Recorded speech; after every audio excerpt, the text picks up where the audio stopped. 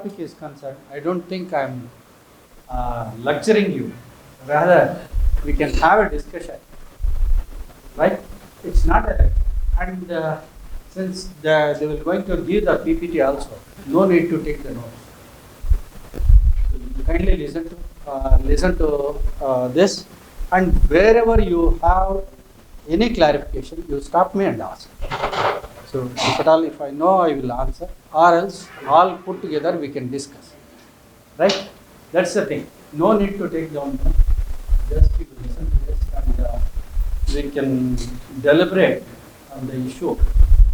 So mainly the topic given to me is role of liquid organic formulations in nutrient management. By now, I think, did anybody covered the topic on nutrient management? Right, sir. I think soil science no rest tonight. How many of you are there? Soil science? 2. Right. Oh, madam. You are from madam? Okay. So we know that the plants need 16 plus 1, is it? No. 16 plus 1. 17 elements for completion, successful completion of its total life cycle. Is it? So that is the thing. And if you look to the progressive development of the agriculture after the independence, or more so with the development of the Green Revolution, I think in the early 60s, only nitrogen was a deficit nutrient. Early 60s. That too, it is not, entire country has got a deficiency in nitrogen. Later on, somewhere in 70s, the nitrogen deficiency was observed throughout the country. Am I correct? And later part of the 70s and early part of the 80s, the phosphorus deficiency was big. Right? Phosphorus deficiency. And like that, potassium and all potassium deficiency was noticed. Now, I hope more than 11 nutrients are in deficiency. More than 11 or 12 nutrients out of 16, and one is selenium. Is it what? Silicon. Nickel. Okay. Except that, I think almost 11 to 12 nutrients are deficit. It is the reasons, you being the seniors in the field of agriculture, you know that it is only due to the exploitation. And next aspect is the management of the nutrient, that is nutrient management. The major issue in our country is the imbalanced nutrient application. The ratio of 4:2:1. 4:2:1 is not at all maintained. Somewhere this ratio is dwindling between 7.5 to 8. Is it not? 8 is to nitrogen is that, and the phosphorus is around 1 plus 4 to 1, is it? Yeah, it is somewhere 2 plus, and the potassium is nowadays potassium has become very costly. They are not applying. This is the situation. In light of this, so how the liquid organic formulations play a role, I don't say a major role, play a role in natural farming or the organic farming is a question, right? If you look to this, as I discussed, actually I have structured this, the impact of Green Revolution and the sources of organic sources of nutrients, right?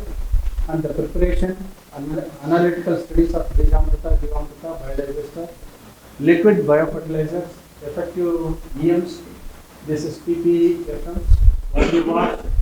So this other traditional organic liquid formulations, the economics of organic liquid formulation, commercial liquid organic manures, use of liquid organic manures by farmers, and last one is, I think, soil properties as influenced by natural farming. This is how I have structured my talk. And if you list all the whatever we say, I don't say the ill effects of green revolution, or so to say the total situation as affected by the green revolution. I think we can boil down all these things to almost 5 major categories. Is it not, sir? Almost whatever the people say, that is on the soil health and the soil productivity. This is, you know very well, the soil health is at stake. Actually, the most of the unnoticed diseases of human beings are now, the doctors are rethinking why it is so. And I think if you got an aged people or the regular patients at your house, normally they start prescribing tests for vitamin D, vitamin B12, A, E and K. This has become common with even with human beings. So why these things are happening? And also zinc. Nowadays zinc also they will test. It's mainly because the soil health and the soil productivity is going down. Just now, as I told, more than 11 or 12 nutrients are in deficit. If they are deficit in the soil, naturally they are deficit in the grain. Is it? Either in the grain or in the water. The same thing, what we eat or what we is going to go to the cattle. Cattle is also the life, including the poultry and other things. So it is reflected not only on the soil, it is reflecting on the health of the livestock and also human beings to a great extent. Now it is a high time to rectify these things at some point of time, right? That is the thing. And next is biodiversity of crops and other species. I think I need not stress upon. It is not only in Karnataka, it is throughout the country. Wherever the commercial or the field crops which are grown on a commercial scale, they are replacing almost all local or the traditional species. Either it may be a crop or it may be variety. Is that not, sir? Either it may be a crop or it may be species. For example, even if you take the case of Shumaga district as such, earlier in Sagar area, never they used to cultivate maize as well as ginger. Today you can see ginger is rampant in the irrigated area and maize in almost all rain-fed area. Right? Likewise, most of the crops which are native or which are confined to certain locations or certain pockets have been replaced by the crops, field crops, which are of more economic importance. That is, they are also playing major influence on human health. So that is the one. And the species, even if you take a lot of debate is going on, it is not only in the crops, even in the animal diversity is coming down. If you take, I think Girish and other entomologists will endorse me, most of the insect species now they are endangered, or most of them have been disappeared or endangered. Is it? So that is the situation. And if you look to this health of the human and animal population, here we mean most of the people who are engaged in the production of chemicals, agrochemicals, especially the pesticides, or even if you take the manufacturing of the nutrients, there also, since they are directly exposing to the chemicals, the ill effect of that or the what influence of those chemicals is seen on the people who are working in such units over a period, longer period, and the, so to say, with the animal population also. And the environment and social aspects, actually in this case, I used to tell about, take an example of the water depletion, groundwater depletion. right? Groundwater depletion, sir, I think those who are coming from other states, we have got 2, 3 districts wherein the groundwater has gone below 1500 feet.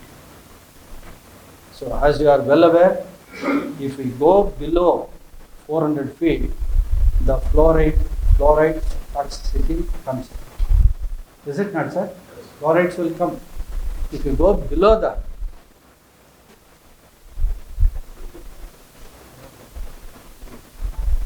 then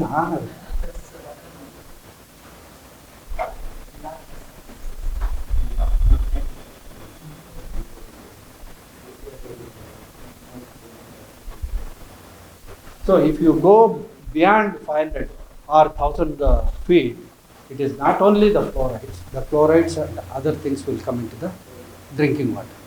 That is creating one more, right?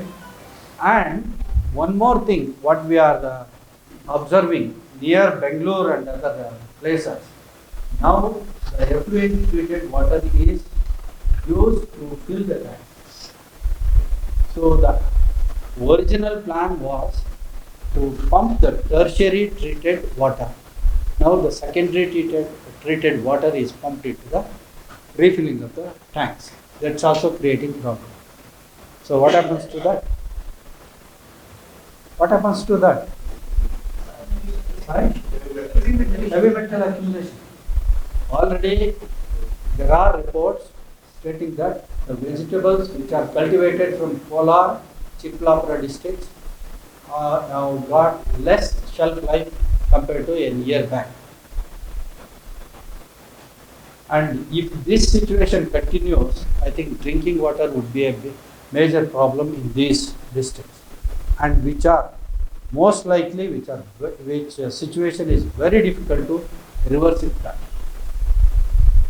At least fluorides, it is there in the strata. These things we are knowingly pumping into the deep into the soil profile. That's a situation. And affected economic status, you know, one is the cost of cultivation is increasing at an increasing rate, and the other side, farmers are not getting the proper price for produce what they are getting. And ultimately all these things leads to the frustration of the farming community, and finally the suicidal rate is going up in the agriculture sector.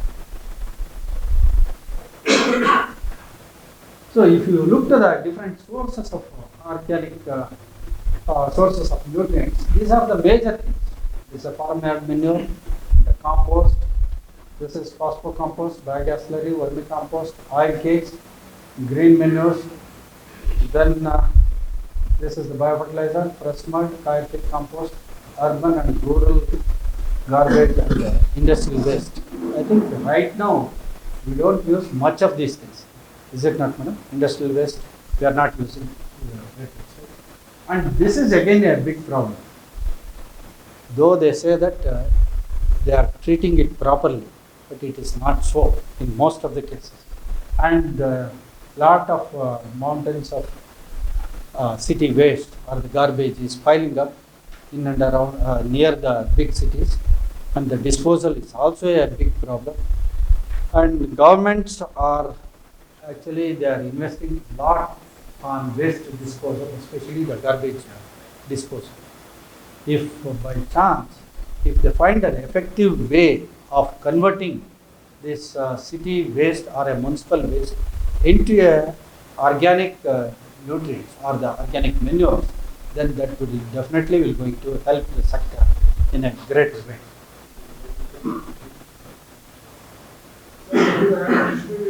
Sir, yes, sir. Yeah, fish meal we can add, but not a lot of fish meal is available. Yeah, sir, you are from sir? It is there, but it's not there. We can list. That's not. I think in the next time. No. Okay, if you come to the today's topic, liquid organic manure, sir, these are nothing but a partially either the decomposed or the fermented products, or either the animal waste or the plant waste, right? Or the products. So this is basically is that extracts, decomposition or fermentation. This, while in the process of fermentation, lot of nutrients or the biomolecules which are present in the solid form, they will come to the liquid form. That's all the thing. Here no extra technology is involved, and it is liquid, use of liquid formulations or use of liquids in agriculture is not a present day invention. It is being done since ages, right? Only thing is we are testing on them, nothing like that, right? This is the broader definition or the meaning of that. And next, if you come to these things, types of organic manures, liquid manure, these are the things I think Bijamrita, Jivamrita, sir might have discussed at length. If at all, if it is sufficient, it's all right. Panchagavya and Amrut Pani, I think you people who are coming from Maharashtra, Amrut Pani is being practiced a lot. And biodigester liquid manure, cattle urine, and compost tea, earthworm soup, humic acid, fulvic acid, and these are all the few of the things that we are going to discuss it on. Sir, how to, I think sir has discussed about Bijamrita, is it? Prabhakar Shetty sir. So what's its importance? Okay, this is one thing. Next. Antimicrobial and antifungal inoculum, right? Biofertilizer to certain extent, since we use this as a seed treatment. So at least immediately after the germination, they get infected to the root. Is it? Okay. So those things are all right. And for your information, I would like to tell that all these three aspects, this laboratory or research institute on organic farming, entire team has worked on these three somewhere in 2017 to 19 to a great extent. And I would like to remember our teammates. Actually, the microbiologist was there, Dr. Shubha was there. She is a good friend of Shilpa. Shubha madam was there, and even our assistant Anita was there, and S.B. Gowda, Vijay, even or Kiran. We had a team of about 6-7 young scientists with us. We all as a team, we worked on that.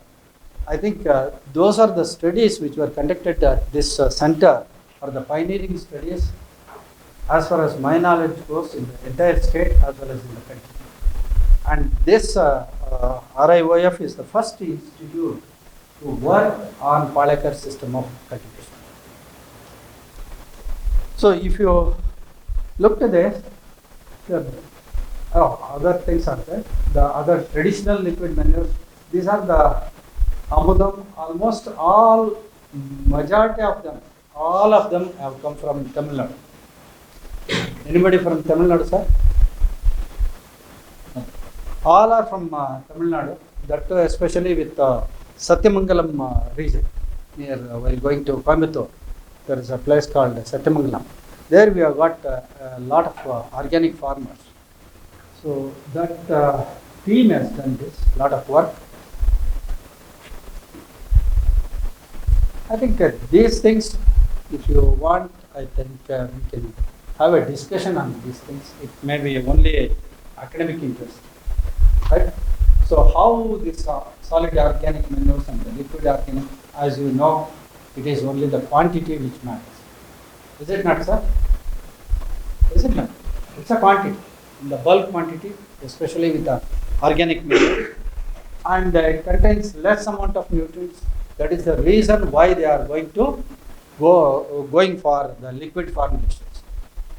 Or else, and most of the concoctions or the preparations what they are dealing with, or as I earlier told, it is only the either the plant based or the animal based, and they are soaked in water. No other things are involved in this. So these are the things, and the nutrients are not readily available, and flexibility, no flexibility in application, pest and disease suppression, large space is required, and a huge transportation cost. In this case, all these things are taken care, right? How many of you are from teaching faculty? Right. I think you might have listed still more. I have listed only few. Huh? You might have listed still more. Right? So in this case, I think all these things have been taken care. But whatever we have listed, in some cases it may not be true also. Right? In some cases it may not be true. Sorry. Not no, low. Low. Huh? Less. No, not that. Sir, even the soil, how come then? Huh? It is less amount. It is the percentage. That's all. Excuse me.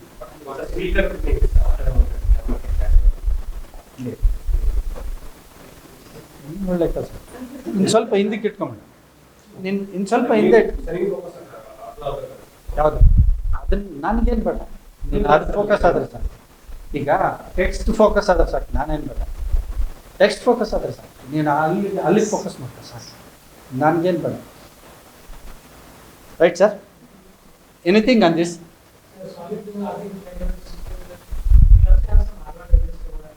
Definitely. Here we are discussing on liquids only. Here we are discussing on liquids. It's there too we are lot of advantages are there. When I discuss with the solid, then we will take it to those things. So this is something like giving an evidence that, sir, as we argue in the court. So whichever the case we take, we will say that my case is right. Seriously. Since today I am thinking on this, I am telling that solids are little lower, less importance than the liquid.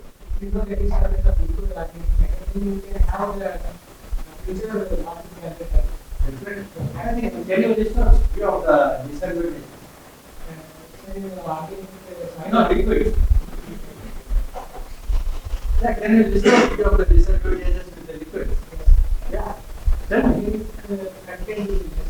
no, it is more compared to the solid. The nutrient content is more. What is the other concentration is fine. But total, if you come to the volume, concentration is fine. Yes, I mean the same. Right? Definitely. Right, sir? That's what I am going to depend if I disagree on that. Right? So what may be the other that's a good point. What may be the other disadvantages with the liquid which I have not listed? Keeping quality, yes, that's there with some of the formulations. Not for all, some of the cases. Liquid. Yeah, madam, here what happens, the quantity used as a liquid is less. In that way, the transportation is not a problem. But yeah, those things are there. Yeah, that's also well taken. Anything, sir? Production cost is not that high. It's not that high. And compared to the total volume, I agree. With respect to the concentration is concerned, it's not that high. If you look at the advantages or the effects with the spraying of this liquid formulation, the advantages definitely overweigh the cost. Need to regularly for aerobic conditions. Yes. Even in case of preparation of the compost, the aeration is compulsory. Otherwise, it takes months to get. Wait, sir. Sir, losses are minimal. Losses are minimal. Yeah. Yeah. It never improves. Actually, definitely. But what happens in case of spraying with a liquid formulation? The biological properties of the soil improves. Biological properties. If the biological properties of the soil is improved, slowly it will take care of the other things, but not to the extent what solid will do. That's fair. Anything, sir?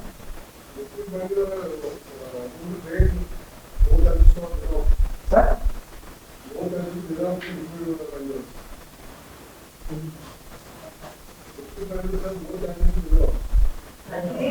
Rain. No, sir.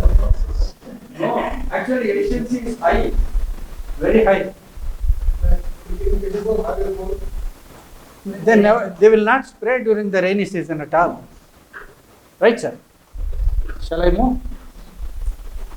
So the preparation of liquid manures are concerned. I think these are the things which are as given by Paleka. No, we have not changed anything. So as he has given, it is if you want to prepare Bijamrita, so what is the total volume?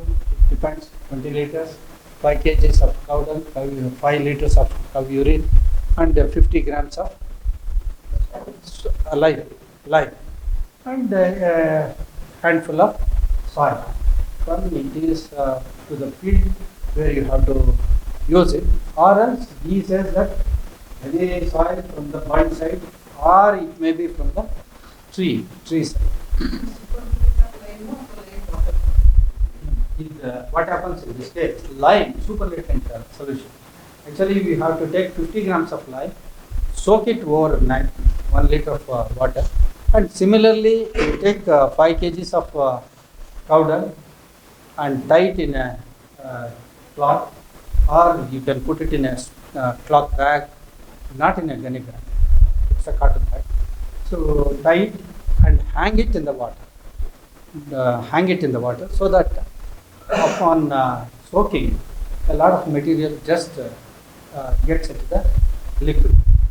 So next day you take that, squeeze it, so that all solid mass will come to the liquid form. Right? Squeeze it and add 5 liters of cow urine to that, and same way you add the 1 liter of lime water, that is, which is soaked, 50 grams is soaked in 1 liter of the water. Stir it, use it at the same time. Right? Is this clear, sir? Can you prepare that? How many of you are confident of preparing this? Only some, not others. Huh? I think those who are from KVK, they did it many times. Is it not? Huh? But in spite of that, if you give all this material, we have actually faced little problems when preparing. Dinesh knows. Is it not? Huh? Even squeezing Dinesh and also Girish, those who are worked in the KVKs for a longer period.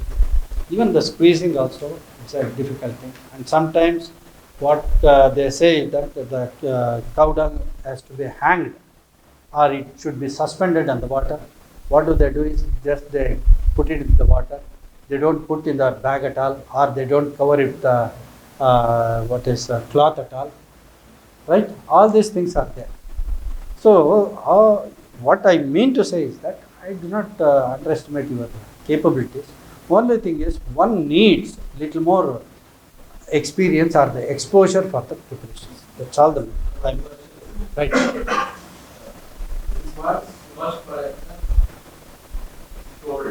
Yes. To do like the main idea we have to get the microbes from the Microbes are also the nutrients, what it is there. powder. What will happen? I will squeeze everything. I will explain it. Yeah, that can also be. No, here The main idea of putting the powder in a cloth is to avoid the stain and the lid. So whatever the remaining portion is there in the cloth, we don't put it into the solution. Instead of staying at the end, they are using this. That's all. No other science is required. Right? Nothing is required. So it is training in the beginning itself. And one more issue is that at village level, you will not get a big strain. You have to, anyway, you have to go with one more cloth for straining. That is avoided. That's all the thing. Nothing more. So this is the one. And next, if you come to this, I think in this case, actually, so normally I remember my colleague, Mr. Amarnath Reddy, now he is working with MCA in a state officer level. Actually, this, can you see this cloth? So cloth in that cow dung is tied, is it? Actually, it is his towel. When we started on the day one, we were searching for a old cloth, and we asked him, Reddy, can you bring a cloth? He went to hostel and he got, I didn't see that it was a towel. So I told him, he weighed and he has put it. Next day morning, I was looking to that, and while squeezing, I asked him, Reddy, from where did you brought? Sir, this is my towel. So only I am using this picture. It is his towel actually. He was staying in this hostel itself. Yeah.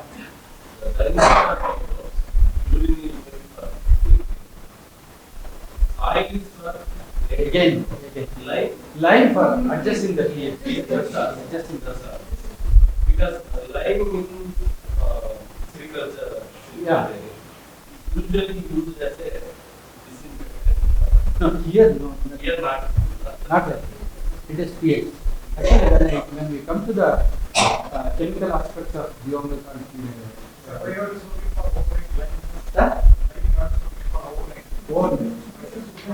the way you are going to solve this powder, you say. So, same similarly, he is working for 12 hours. Is mainly to bring all the material into the liquid.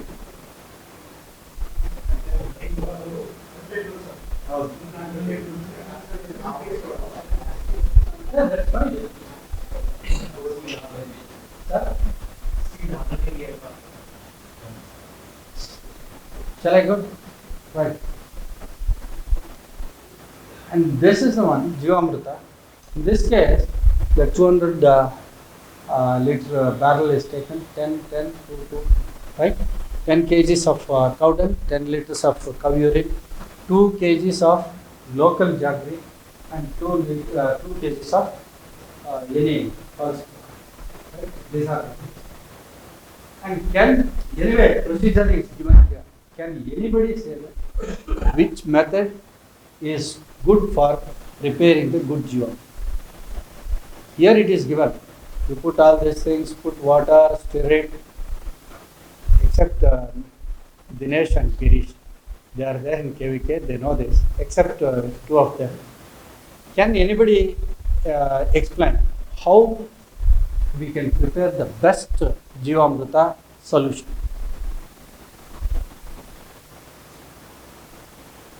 Sir, procedure is given here, it is there. You do all these things, but this won't work. Actually, we took a lot of time to standardize that also.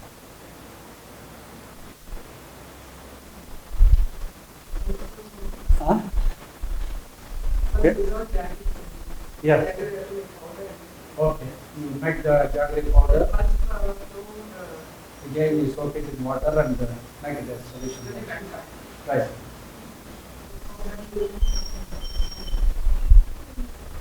Yeah, that can be done.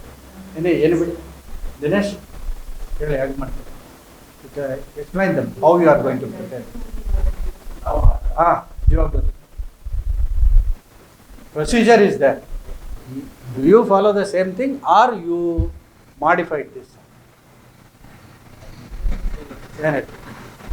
Actually, if you want to prepare a good Jivamrita solution, the best way is not to put the ingredients into the 200-liter barrel. Yeah, that's what. You have to take them separately. As she was telling, Ashalata was telling, you take the jaggery, ground it well, or even if it is required, put it in water, make it into solution. Same way the flour.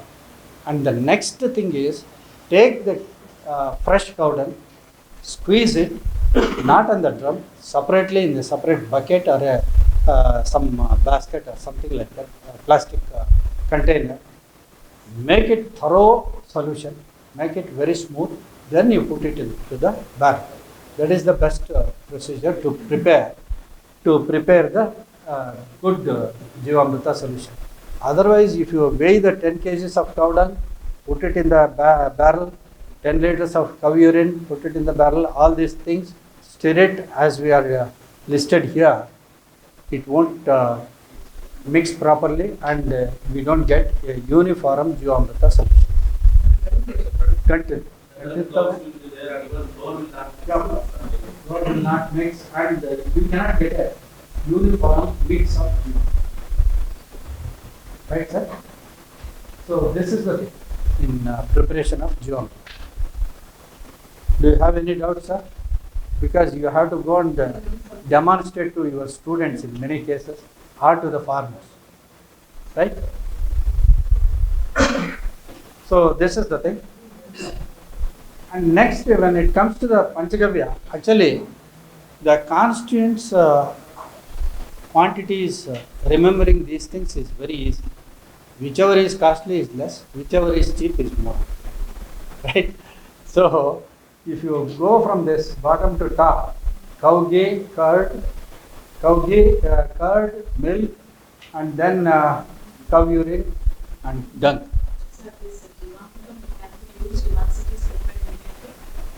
No, we will come. Right? Replacement of jaggery. Replacement of Jaggery. expensive and also you have to get this one certificate. But yes, Papaya fruits, that I don't think that's no, that's not a substitute. I tell you, even all these fruit peels and also spoiled fruits, they are very good to prepare a solution for spraying. They work as a growth hormone, much better than this. But getting papaya, spoiled papaya and other things is very expensive, or it becomes costly. But if something is there, we can. sir, Yeah, that there is one more slide. We will come to that. At that time, right now, it's in the end. It's in the last. I will talk to that. Anything, sir?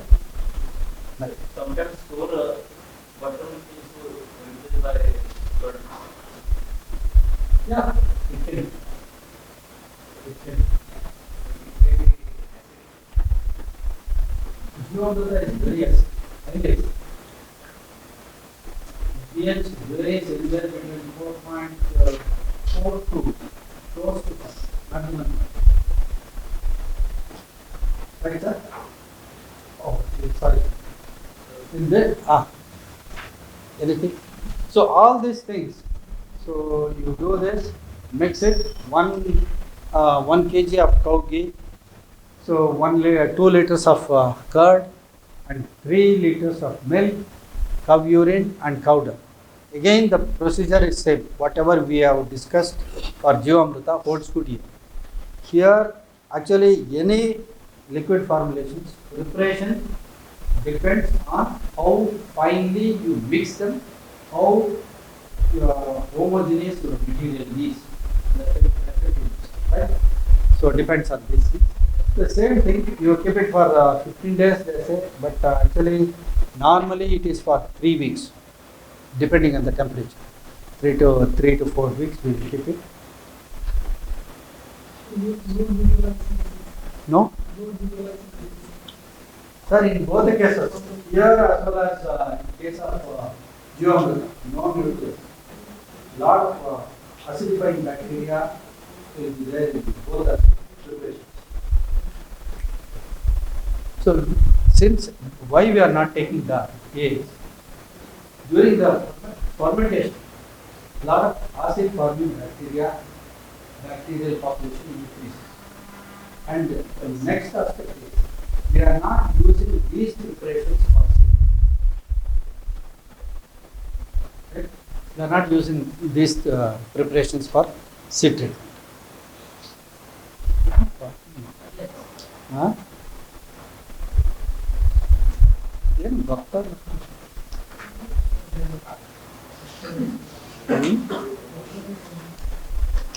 ಏನು ಅದು cell ಚೆನ್ನಾಗಿತ್ತು ಅಲ್ಲ ಇದು ಅದು ಚೆನ್ನಾಗಿತ್ತು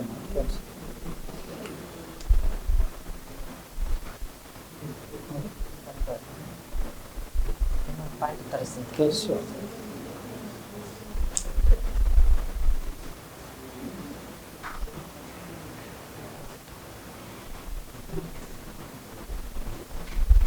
Okay, and this Panchagavya, actually the same Panchagavya is being used to treat the human beings. I think few of them are very knowing.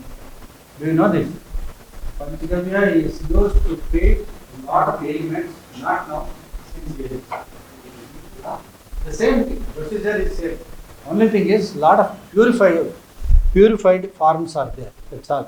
The same preparations used in treating the human beings. Next is, this is Tamil Nadu method of preparing the Panchagavya. In this case, they take 7 kgs of cow dung, 1 kg of ghee, mix it thoroughly, keep it for 2 days, right? Keep it for 2 days. Later on, add 10 liters of water as well as 10 liters of cow urine and prepare a good solution, homogeneous solution.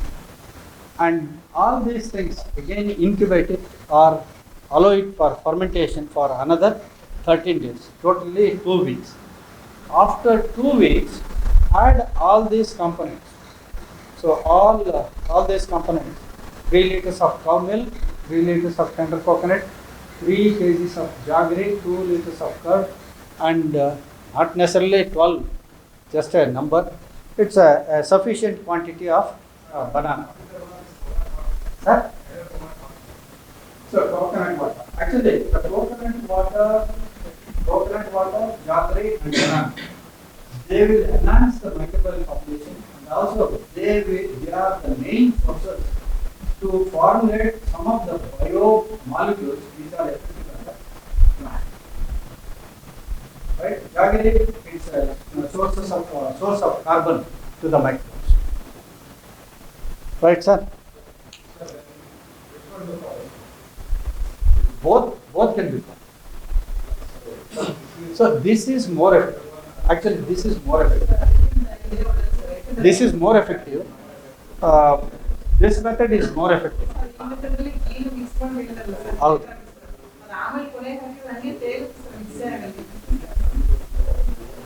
Most of the farmers will follow this, even if they don't mix them thoroughly. So what do? Even by following that method, they add invariably jaggery and banana. I think Odala, Dinesh? Yes. But if you mix ghee and with cow dung, incubate it for about 2 days, that gives a better result. Okay? Sir? We can use. The people are not ready to use the urban part.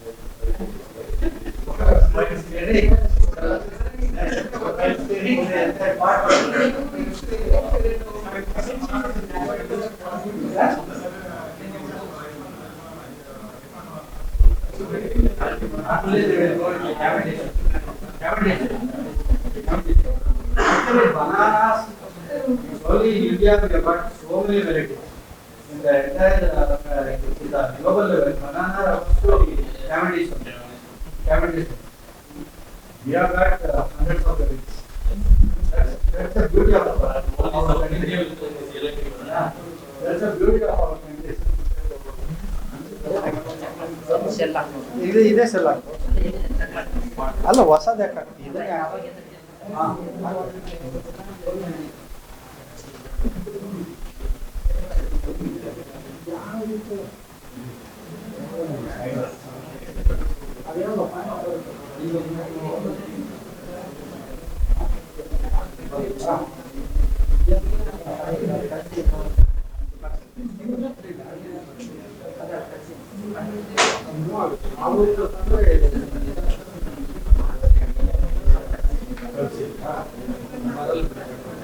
Move ಆಗುತ್ತೆ okay. So anything about preparation of Panchagavya is concerned? Right, sir? Next is, I think, compost leaching. This or Panchagavya. Jivamrita, I think I will come next. Panchagavya also discuss. Right? And the compost leaching, actually, this is mainly they have brought this into use mainly to solve the disposal problem. Yeah, it is compost leachate has to be properly processed, or you have to give sufficient time to reduce the pathogens in that. Otherwise, you cannot directly use it for the spray. And most probably and most likely, they don't use it for spraying. It is used for irrigating, mixing with the irrigation water. As the term says, this is followed in case of windrow method of composting, wherein lot of city waste or municipal waste is brought at place and washing thoroughly, and after the washing, whatever the leachate we get, they will going to store it, because otherwise it becomes an environmental hazard. So to avoid that, they are making use this into in the agriculture field. And the same case with the distillery waste, isn't it? Wherever the distilleries are there, distillery waste is also used for raising the agriculture crops, as they got a lot of nutrients. And this is a very, very preliminary method of preparation. No special methods are followed here. Only thing is, rows of compost is there, and mechanically the water is sprayed. Whatever the leachate comes out, it will be collected in huge tanks that can be stored for a quite a long period, and it can be used. Most likely, 99%, it is not suitable for spray. So next is compost extract. As I told, this is also very old method. They say similar to that. In this case, whatever the plant or the animal waste is there, it will be taken and it is tied, soaked in the water. Again, the length of soaking is not hard and fast rule in any of the cases. Here I think it is about weeks to 1 or 2 weeks. It is not a very fast, hard and fast rule. You have to follow 14 days or something like that. So even if you want to use it, make use of this early, then also you can take it up. Sir? Right. And this is manure tea. It is similar to those two, what we have discussed or what we have seen. The same thing. So many preparations are there, and I hope these two are well suited for terrace gardening. And the same principle can also be adopted with the biodigesters. Biodigesters, even few farmers are doing that. When I come to that, I will discuss. Right? So this is same as what you have seen. Just hang it. Right? Take a porous water, cloth. In that you put manure. Hang in the water. allow it sufficiently for about 1 or 2 weeks or 1 week to 10 days. So it becomes a very good extract. And don't spray it directly. It has to be diluted. Sorry, it has to be diluted. Normally, maximum you can go with a 5 to 10%, not the 10% of the solution dead. So after the flowering, and the initial stages it is less 5 to 2.5 to 5% is good. Otherwise, scorching effect is. This is one interesting. The herbal tea. Whatever you see in this picture, not necessarily what we have listed here. Whatever you feel like, you can put, you can take into this herbal tea. So here also, the drum size or the quantity, it is not at all standardized. As per your requirement, you can go with this. So what you have to do is that you take all these. So there what I listed, what it was listed was that I gave any plant material, marine seaweed, clover, pineapple weed. So most of this, so sometimes they use the waste cinnamon, waste spices and other things. All those things are filled into a container to an extent of about 3/4 of the container. Another one, 3/4. Another 1/4 you fill it with water. Allow it for more than 2 to 3 weeks because hard material is there. It has to be digested 3 to 4 weeks, and naked it, strain it, and use it. So in this, it is given 1:10 or 1:5, right? So the duration, it is not necessarily 3 to 10 days. It needs little more number of days for okay.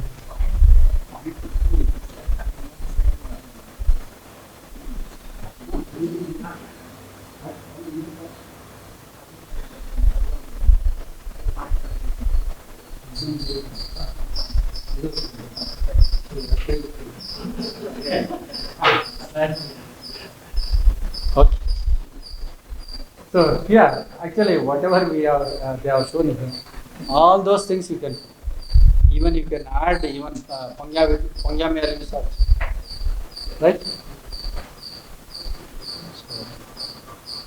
So this is for the analytical studies of Bijamrita, Jivamrita and Panchagavya. So here you can say that, and this is one of the first studies published in this regard. If you look to the pH, Bijamrita, as it is expected, it is alkaline in nature, 8.02. If you look to this Jivamrita, this is 4.92. And the constituents, it's almost, these two are slightly acidic and these are alkaline, right? So next, if you take the nitrogen content, you look to this nutrient content of Bijamrita, it is almost, nitrogen content is very high because fresh cow dung is used. Here it is fermented, so it is transformed into other ways, and also it leads to some of the losses also, right? So this is the one, and potassium, manganese, copper and iron. That apart, even it may be having some more material, we did not test it, right?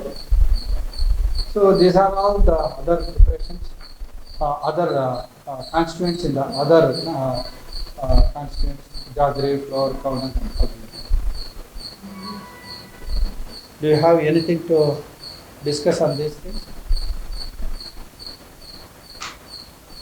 Right, sir. So if you look to this microbial studies, microbial population is concerned, right? So these are the 5 different group of microbes: bacteria, fungi, infections, disorganizers, and actinomyces. We studied extensively, and actually while coming in the car, I was talking to Prabhakar Shetty sir, because I will put one more slide, I think penultimate slide.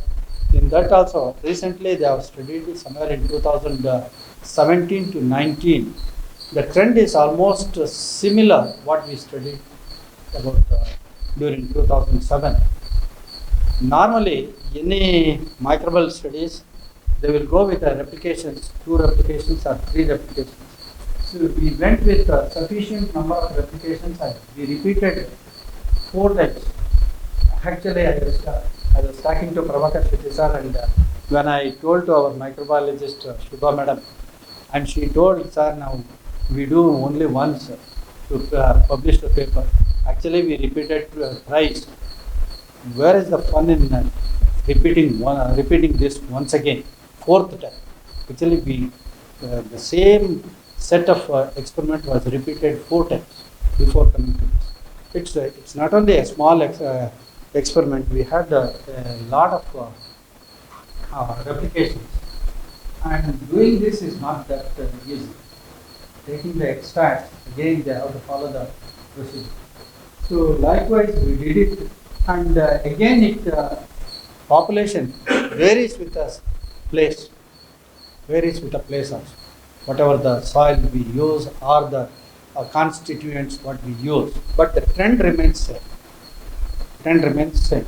If you look to this, bacteria 10 raised to 5 was in Bijamrita, it is 523, here 825. This is on the first day, this is on the 10th day, right?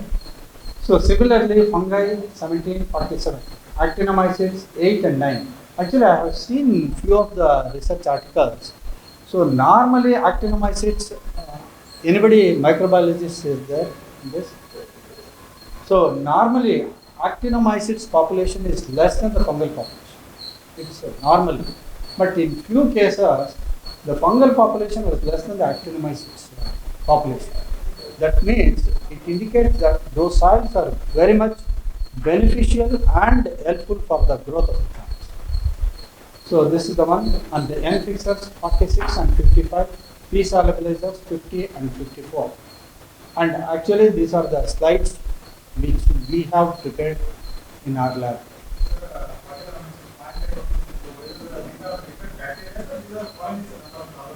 Number of columns. Number of columns. I will come to that. The following slides are, okay? So this is the one, and if you come to this microbial studies, so highest number of CFUs were found between 9th and 12th day of preparation. So this is what we told in the year 2007 itself. At that time, Palekar was telling you use the Jivamrita 48 hours after the preparation. Later on, I think within 2-3 years, he started telling that use it after a week. Once our research data was published, or it was actually this data even they have got. We had a lot of discussion with Palekar. We met across the table thrice with Palekar. We had lengthy discussions. At that time, it is not only from US, Bangalore, all the 4 agriculture universities, we have presented the data. And we contradicted his sayings that it has to be used, and whatever he was suggesting or whatever he was preaching about the yield levels, we have clearly shown with the experimental evidence that this won't work in the long run. So this is how we have to use this Jivamrita after 9th, 10th, 11th and 12th days after preparation. If you use this during these 4 days, the beneficial microbes and other beneficial microorganisms present in the Jivamrita are maximum. I will show the graph later on. After the 12th day, there will be a dip in total bacterial count, and suddenly there will be a spurt in the population on the 14th day, again it dips, right?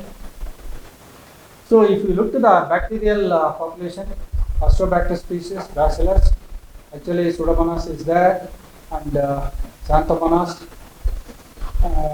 Bacillus, actually we found it the Septilis also. So fungi, Aspergillus, almost majority of the Aspergillus species we found, and Penicillium trichoderma species. So P solubilizers, if you look here, it is most 1, 2, 3, 4, 5, 6 Aspergillus species are found, and similarly the Penicillium and other things. Bacteria, Bacillus species, Megatherium subtilis, all these species. And N fixers, major Astrobacter, Astrobacter coracopum, and other things, Streptomyces species in case of actinomyces.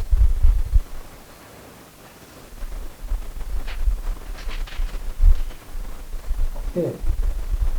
So at that time when we started our experiments, actually all the results we have submitted to the Vidhan Sabha legislators.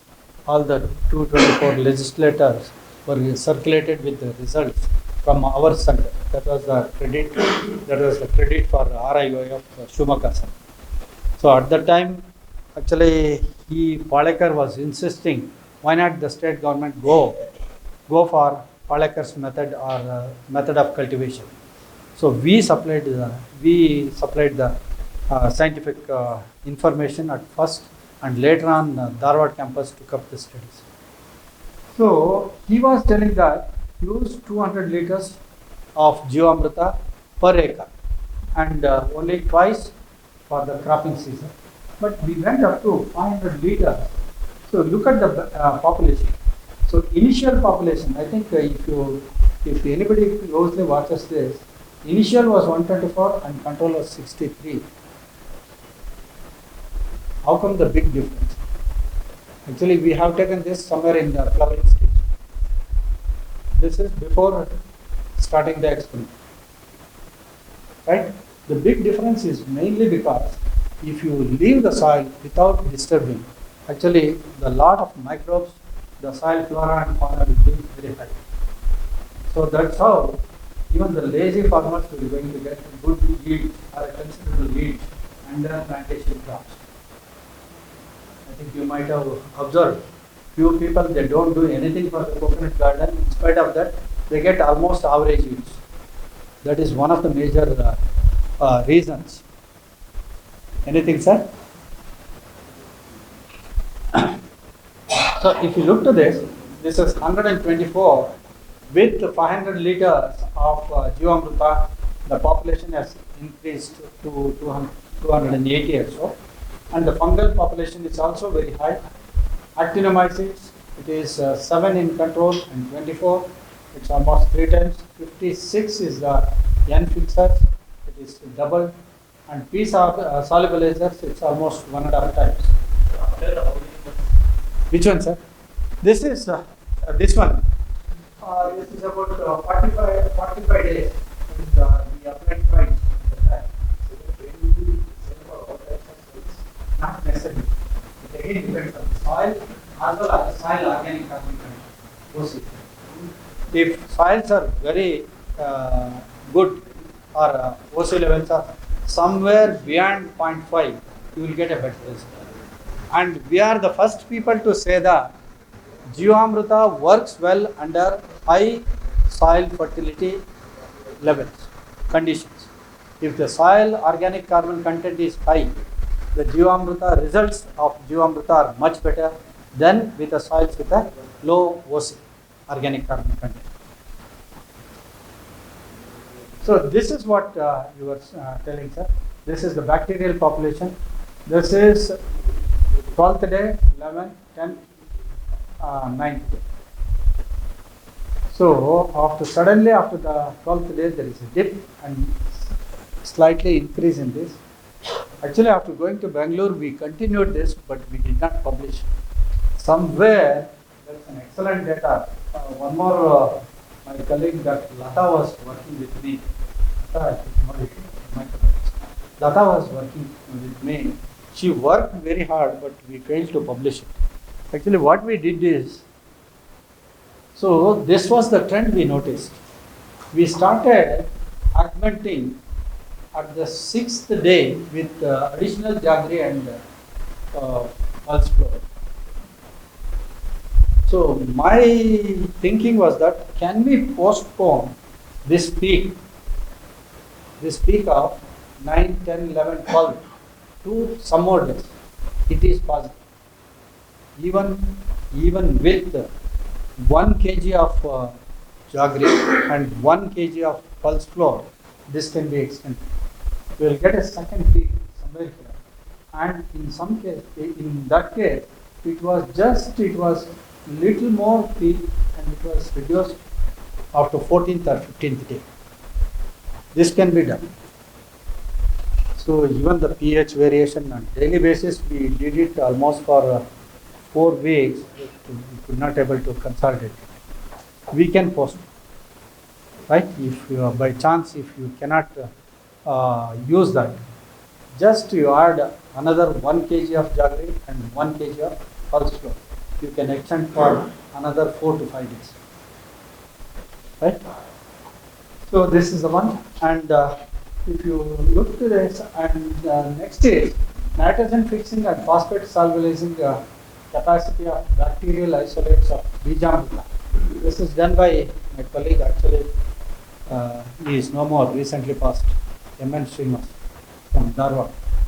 But he is recently passed. If you look to this, look at the amount of nitrogen fixed, almost 10, 12, 10, 11 and 12 micrograms per gram of carbon source. And similarly, the phosphorus released. And same with indolosic acid and gibberellic acid, biocontrol effect. This is what he was contemplating. So, look at the strain BJ1, BJ2 and BJ5 and BJ7. They are all positive for bacteria biocontrol effect or inhibiting some of the diseases at laboratory conditions. So this is the graph for Bijambuka. As you see, on the day of preparation, the bacterial population is highest, and as advanced for a week's time, it has reduced. And similarly, similar trend was followed for others. The bacterial population was highest in this case, in all the cases, and similar. So this is for Panchagavya. I think, yeah, Panchagavya. If you look to this, it's again the pH is very high. Sorry, very low, 5.45. It is very acidic, and as we told, this is also having a considerably high quantities of micronutrients and high in beneficial microorganisms. Not actually Panchagavya, even if you go to other old literature, you got many more. You might have heard about Riksha Ayurveda, many more things are there. So one DCF Sharif was there. Actually, he used few of the things which are quoted in Riksha Ayurveda. Even today, if you talk that, it becomes a what crime. Actually, he has used jackals also, dead jackals, and he has buried and he has studied that. Whatever it was indicated in the Riksha Ayurveda, since he was forest officer, he used dead animals, and that dead animals mandate that these species are being taken observed. It is not dead animals. Even today, I think there is a practice in our native villages. When the dog dies, they bury it and they plant it. And even a cow dies, bury it and plant it. The plant will grow very low. So some of the people have come out with a novel idea of making use of this carcass of animals to convert into a manure with high value. They are selling it at a high rate, right?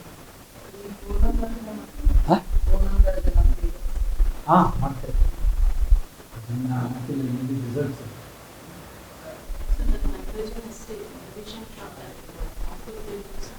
What?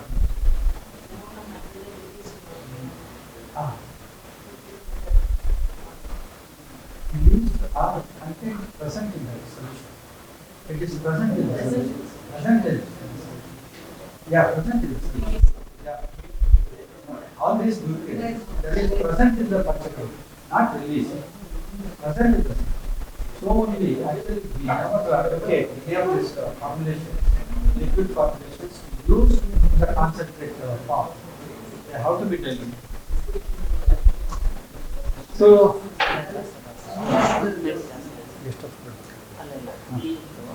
tea. Tea good. Okay, I think just another 2-3 minutes. Let's go. Right? If you look to this, fatty acids, alkenes, and alkanols, all these various biologically active molecules are present in Panchagavya. So only Panchagavya is much superior than any of the formulations what we have discussed so far. Right? We can go.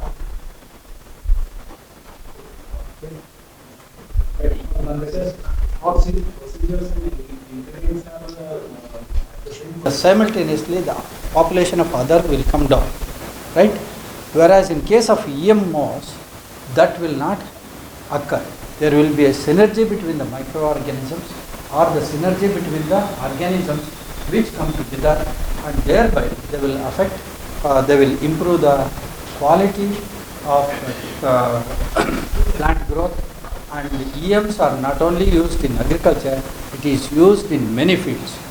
It is not only in agriculture, it is used in many fields. You look at the content, lactic acid bacteria, yeast, photosynthetic bacteria, actinomycetes, and the other beneficial microorganisms. To list a few, it is conditioning of the soil. This is mainly to reclamation of the soil, and the compost and the plant wastages.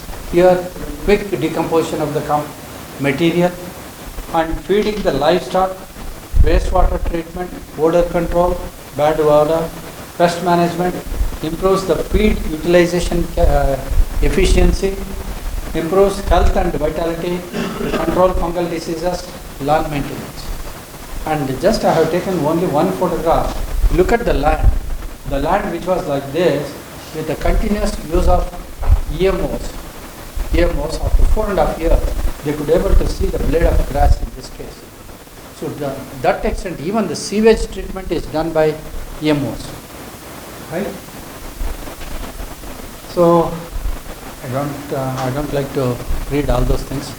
If I have functions of beneficial microorganisms, and this is one group of microorganisms, pink pigmented facultative methylotrophs. They are the microbes which are present all around all the parts of the plant material, right? Plant system. Even they can be seen on the plant leaf, even root, everything. They are also helping the plant grow to a great extent, right? And if you look to that, so these are all the different isolates. However, the isolate number 27 has got higher indolactic acid and the cytokinin, right? Even most of the cases, it is close to 1 microgram per ml of solution. So vermiwash, this is well known to you. I don't think I need to explain. Vermiwash, normally it is neutral in pH, and it is more than it is having the major nutrients. It is having other micronutrients also, and in this case shows your model. Actually, Sultan Ismail is a professor of zoology who got retired from Chennai University. He worked a lot on earthworms. He found that different models existing with many of the farmers, right? All these slides are his slides. So this is the one, and you look to this, here also a few models are there. And again, this is his experiment. If you look at here, C is the control, V is vermiwash, E is EMs, P is Panchagavya. These are all the combinations. Wherever the three combinations are there, VEP, after 3 days, look at the growth, root growth of onion. Right? That's how this liquid formulations work very well. So this is what is this Jivamrita prepared by one of the leading farmers. I think anybody you are from Maharashtra, you know. I think you know this picture. This is from Subhash Sharma. Subhash Sharma, organic farmer. He is from Vidarbha region. He is from Vidarbha region. He, apart from organic farming, is actually postulating this tree farming, tree-based agriculture. So experimental results, actually purposefully I have taken this slide, it was somewhere, I searched and I got it. So this was the first experiment we laid out on to verify the Palekar's method of cultivation. This was the first experiment conducted at Vannavile forum. You look at the 20 treatment combinations are there in the main plot. We have taken control, Bijamrita, Kavirin, Panchagavya and liquid biofertilizers. And factor B was organic farming system 1. This is the Palekar system. This is organic farming, spraying of Panchagavya and without spraying of Panchagavya. Variety was JGL 1798, which was popular variety then at this region. And the results, if you look at this, so this is only Jivamrita, that is Palekar system of cultivation. In the first year, you could see over a Palekar system and organic farming system, there was close to 60% yield increase in case of organic farming when compared to the Palekar method of cultivation. And similarly, these are different combinations with Panchagavya, without Panchagavya, with the different systems are there. I think I will run through. So, effect of Panchagavya and the French bean, here the concentrations are very high. Actually, we have gone up to 12%. Normally, higher concentrations are sprayed in the later part of the plant growth. It's somewhere in the flowering or the post flowering, right? That is the thing. So there was a yield increase of about 26%, and similarly about 40% increase in yield with Jivamrita with the same. All these experiments are conducted at Shumaga. Most of the experiments are taken in this. So this was one of the experiments wherein we have taken different combinations of Panchagavya at different plant growth stages. And by and large, we have seen that early stage of the growth, 2.5 to 5% is okay, ideal, and the later part of the vegetative stage, it is 5 to 7.5% is advisable. It's biodigester liquid manure with 20, 25 and 30 kgs of nitrogen supplied, and you can see here this is with NPK, and the crop is right-fed groundnut. Even in spite of that, with the use of liquid biodigester liquid, the crop growth, yield levels are very high. I think I'll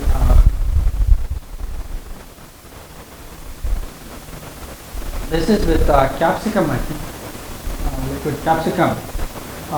One Dr. Borea has worked on this extensively. What I would like to emphasize here is that this is with Jivamrita, and without Jivamrita. Look at the number of fruits per plant. It's 38 here, this is 44. Fruit weight 121 to 129. And fruit yield 404 to 481 quintals per hectare. Right? I will come to one more slide I have taken purposefully. This is the system wherein this is FOM and this is coconut composted kair pit. Actually, what I want to tell you is that if you look here, this is 100%, 150 and 200% of FOM. Wherever the FOM you have added, number of fruits have increased from 72 to 99. Whereas with composted kair pit, it has reduced from 60 to 43. I think what may be the reason here? Actually, I wanted to highlight this. Why the yield levels has come down with increase in the composted curriculum. Nickel content is like 1, and what happens with that? CR ratio is wide, right? Yes, sir. Phenolic no, sir. It was sufficiently composted. It was given almost 3 months. 3 months. In spite of that, the yield levels have reduced. I have taken one more slide from him. I will show here, not this one. 8 and 9, right? 8 and 9. You look here. If you take without Jivamrita and with Jivamrita, 8 and 9, the yield levels, here it is 285 quintals, and the second season it is almost 481 quintals. And same way here with Kavyurin 338, 512, and the quantum jump in yield levels were observed in the subsequent seasons, and that's how normally what I used to say to my PG students is that don't take the average values in case of organic experiments, because it will smoothen the effect. The effect is seen in the later year than the current year, right? Later year than the current year. Okay, since we are running out of time, this is with respect to okra is concerned. One of our PhD student has worked on this. Here we have taken this 100% N-equivalent compost, 100% N-equivalent vermicompost, and the poultry manure. Actually, we were under the impression that wherever vermicompost was used, we get beautiful yield, but it is not so. Wherever the compost, FIM was 50%, followed by 25% of vermicompost and 25% of the poultry manure has given the highest yields. And one more thing is, wherever the Jivamrita was used, effect of Jivamrita was much better than the consortium, microbial consortium. So here you can see this. This is the microbial consortium. This is what we have got with Jivamrita, right? Soil application, soil application, not with the N content. This should add additional nitrogen also, not an N-equivalent basis, right? This is one of the photographs of the same experiment. I think I will run through all these slides. I will come to this. See, these are all the different formulations. No need to take down all these things, right? As I told, most of the all these things were from the Tamil Nadu. This is Amudam solution, Caglurin 1 liter, dung 1 kg, jaggery 250 and water. So the procedure is given here. You ferment it or allow it to ferment for 1 day and use it for the spray. It gives a very good result. And coconut buttermilk, here it is not only the tender coconut, the coconut grit is also used in this case.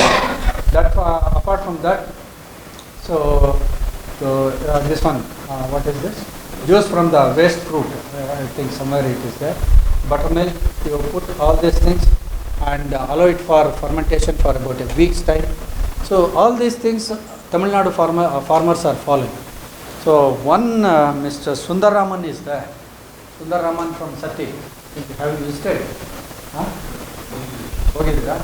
All these are from his field. He visited once long back. He has given all these formulations. Satyamangalam. I think now Sundaraman is around 70 plus. 80, maybe around 80 years. Though he was a graduate, he has taken agriculture. And for the past 45 years or so, he is organic.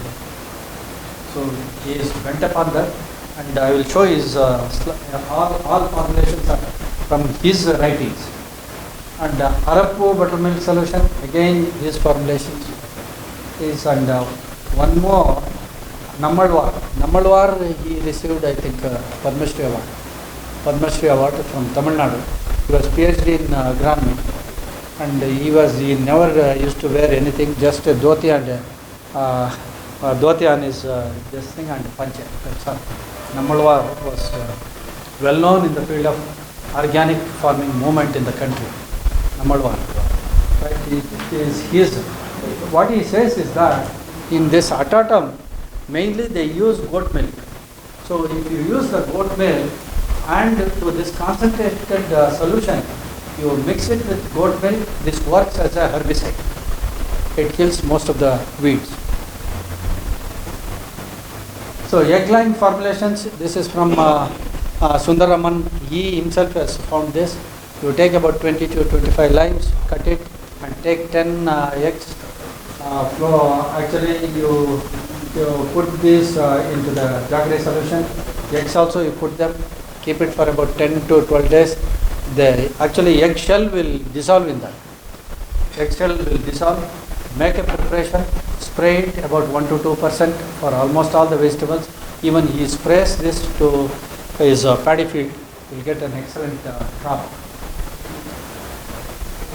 This is one more, I think our Konkan region friends will enjoy this, the fish extract. Actually this is called fish amino acid, is it? Fish amino acid. This was first, they have used this in somewhere in Taiwan or Indonesia. They started using this as a fish amino acid. Here what do they do is take 1 kg of the waste fish, chop it into small pieces, mix it with equal proportion of jaggery, mix it with water, allow it for fermentation for about 2 to 3 weeks depending on the temperature, and spray it. It gives excellent results. But one caution in this case is that never spray this on greens. The smell will not go. It will be there for about 2 to 3 weeks. They will not be developed. Right? And anything, if you want to use this, it should be minimum 1 month before the harvest. Otherwise, it smells very bad. Right? But results are excellent. The refined form of fish amino acids are also available, commercial formulations. They work very well. So, sorry, in this I have not taken seaweed extract. So, this is farmers' effective microorganisms, that is EMs, what we get in the laboratory. So, what do they do is that they use all this pumpkin, banana, papaya, not necessarily this, whatever the waste fruits you will going to get, you take them, use jaggery and eggs, ferment it for about 1.5 months, a month, 1 to 1.5 months, allow it, make a solution, then this can be used as an effective microorganism. This can be used both for spraying to the soil as well as to the crop, and also this can be used along with the irrigation water. Right? Panchagavya, it's again the same thing. This Dr. Natarajan, who originally has written this for the agriculture purpose, he revised it. Soil rejuvenator, it is similar to our Jivamrita. If you look to this, 10 liters of cow urine, cow dung, jaggery and pulse flour. Here what do they say is about 20 days. Even Jivamrita works much better than this. And these are the, I think, few of the organic economics of this.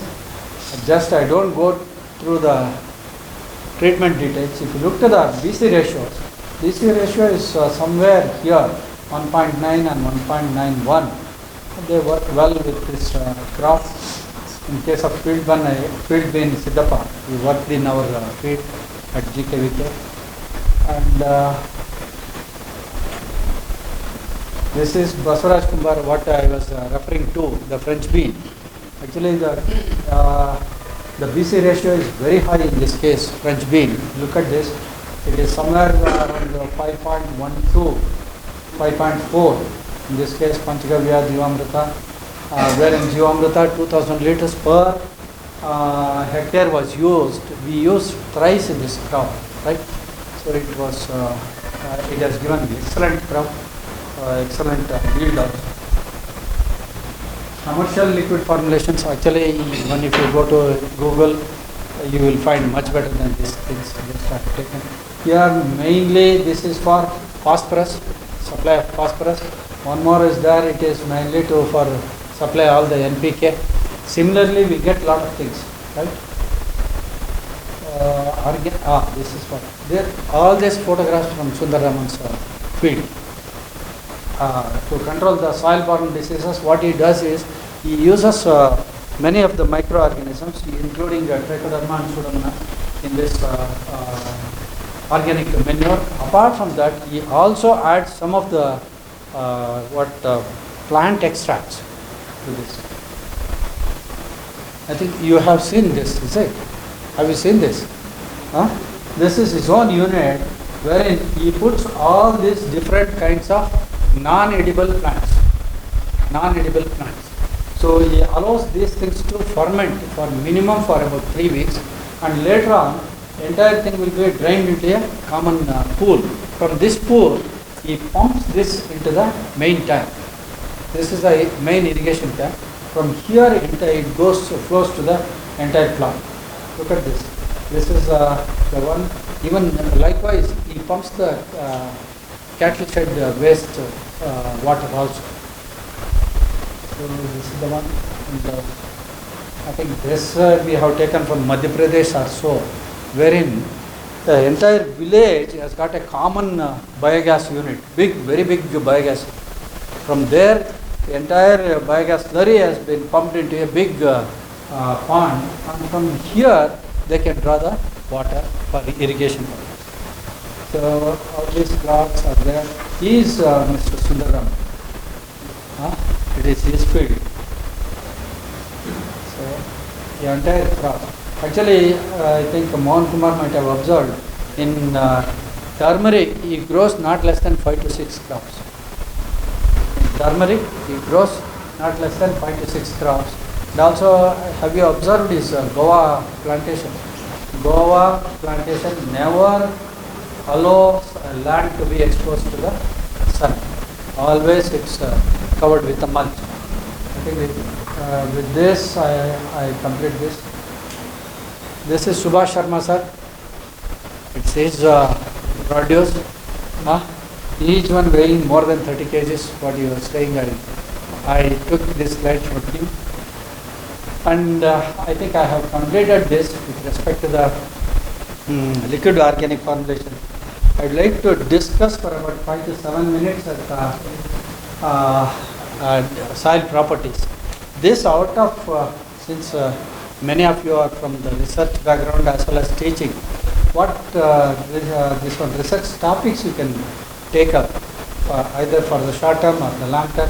Short term on the resource generation, I think whatever the green manure, composting, whatever you want. So studies on those things you can concentrate. Nutrient release pattern, this is mainly on field as well as pot culture studies you can take. Organic preparations, organic pesticides, farmers' perception about the organic farming, not natural farming, even the social science people can take up this. Consumer perception, extension, economics, something like that. Medium, soil health and sustainability, cropping systems research, agrotechnics, concentrated organic sources of nutrients. And the long term, I think what we are interested is nutrient dynamics in the soil, ecosystem services, soil properties and economics. And the next thing is natural farming and soil properties. I'm not going to talk much on this because when we started pulling the data from natural farming results from Karnataka, there was no consistency. Finally, my friend Dr. Pimagoda and myself we discussed. Actually, I requested him to pull. He said, sir, there is no consistency in results from one year to other year, subsequent years, or one stations to other university, something like that. So we left it and we have come to this. If you look here, there are 7 different international organizations. They have listed the global priority analysis of agriculture-driven impacts on environment. So what we have seen is soil degradation. If you look this, out of 7, 5 different international organizations have identified soil degradation would be a major threat to the agriculture and also the environment. So in light of this, I would like to have this slide. If you look to this, again the same soil sample. If you consider this about a 30-year soil, and this is what you see here.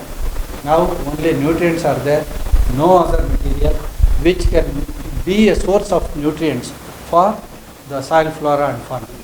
This is the fate of today's most of our, not only in Indian soil, most of the world soil scenario. Right?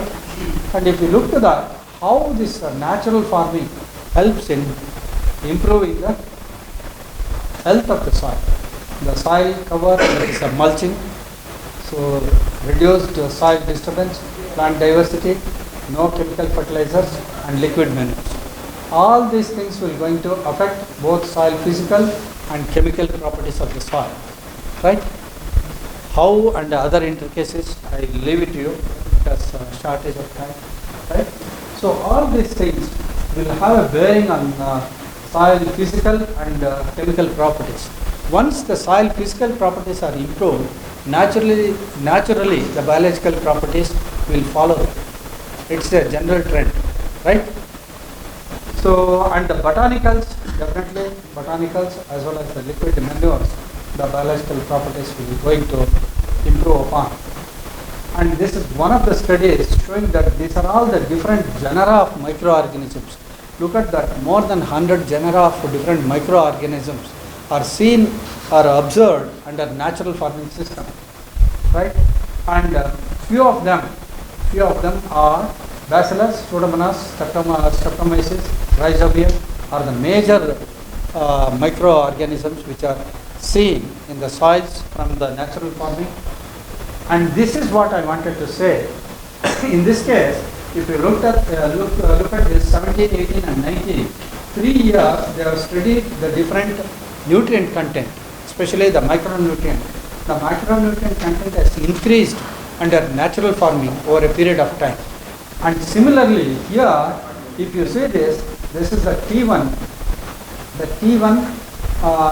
T1 with the Jivamrita formulations, whatever the green is seen, and Jivamrita without pulse floor, this is the T2.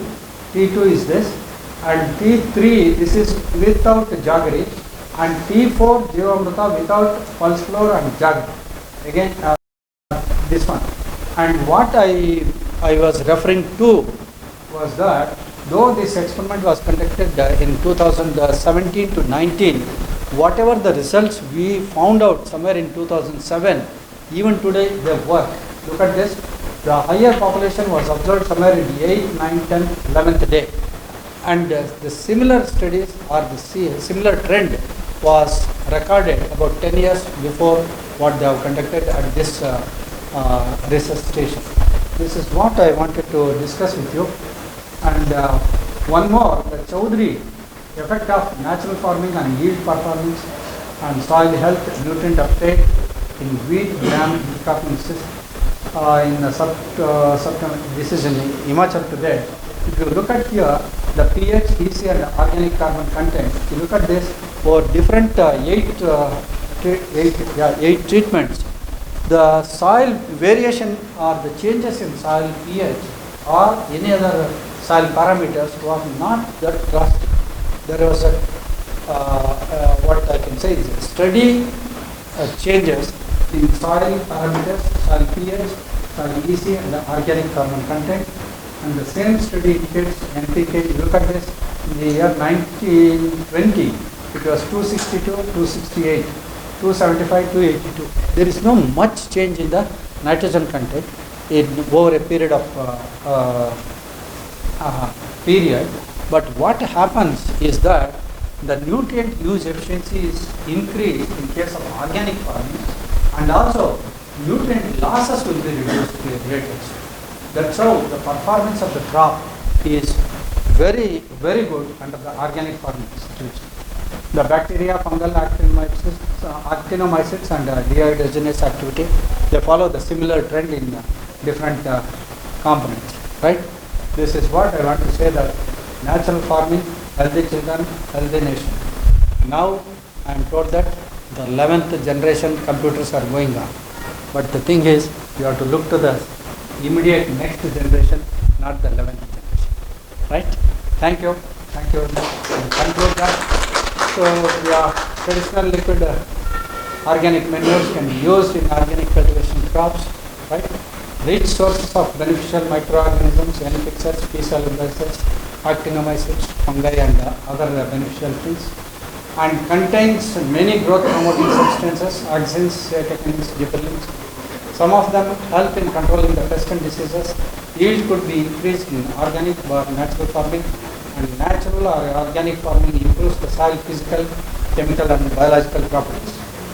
And the last one is that we don't grow plants, we grow soil.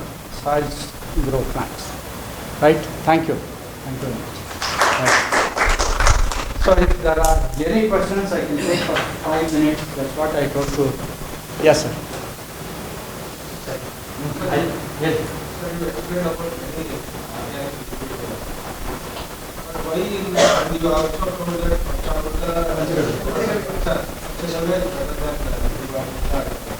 but still in experts are why they have given more importance to even national mission and national government consider this and they follow as a even Sundar Raman experiment Yes. is found very good because most of the vegetation found in the nature is not used by any animals. True. We have True. Why? Because the preparation of bacteria is expensive, and you cannot use it for the soil spray because it is expensive. Right? That is the one thing. And getting pure cow ghee is difficult. And whereas cow dung and cow urine are commonly available with almost all the farmers. But for your information, in this center only, we worked out the microbial population both on local cows as well as the crossbred cow and buffalo. Actually, buffalo dung is much better than crossbred cow. And crossbred cows microbial population is less compared to the local cows. And nevertheless, you can use the cow dung and cow urine from the crossbred cow also. That will also serve. You have 9 to 12 days. First one, you have to use between 9 and 12 days. whether all these formulations are allowed in Yes, sir. All are allowed. Sir, what is about humic acid? Humic acid is allowed. Actually, normally what do they do? Not the synthetic. Not the synthetic. It has to be extracted from the urine. So that it is the organic. Yes. It should not be a synthetic. Lead extract, yes.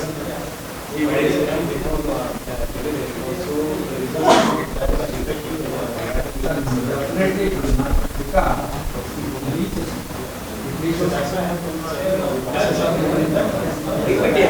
Yeah, true.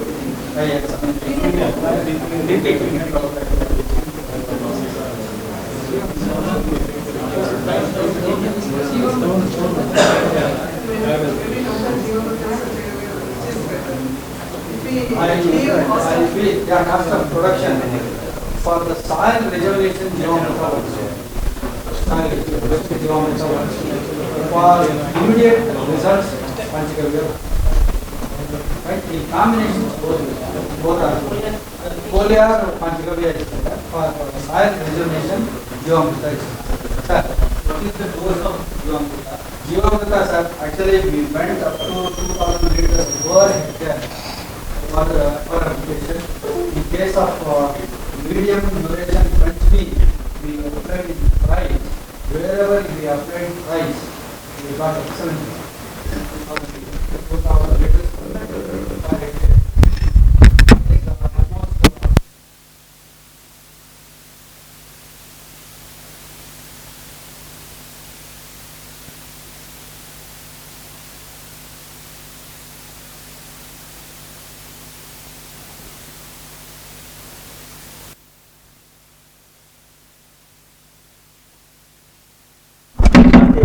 and role of crop diversification under natural farming.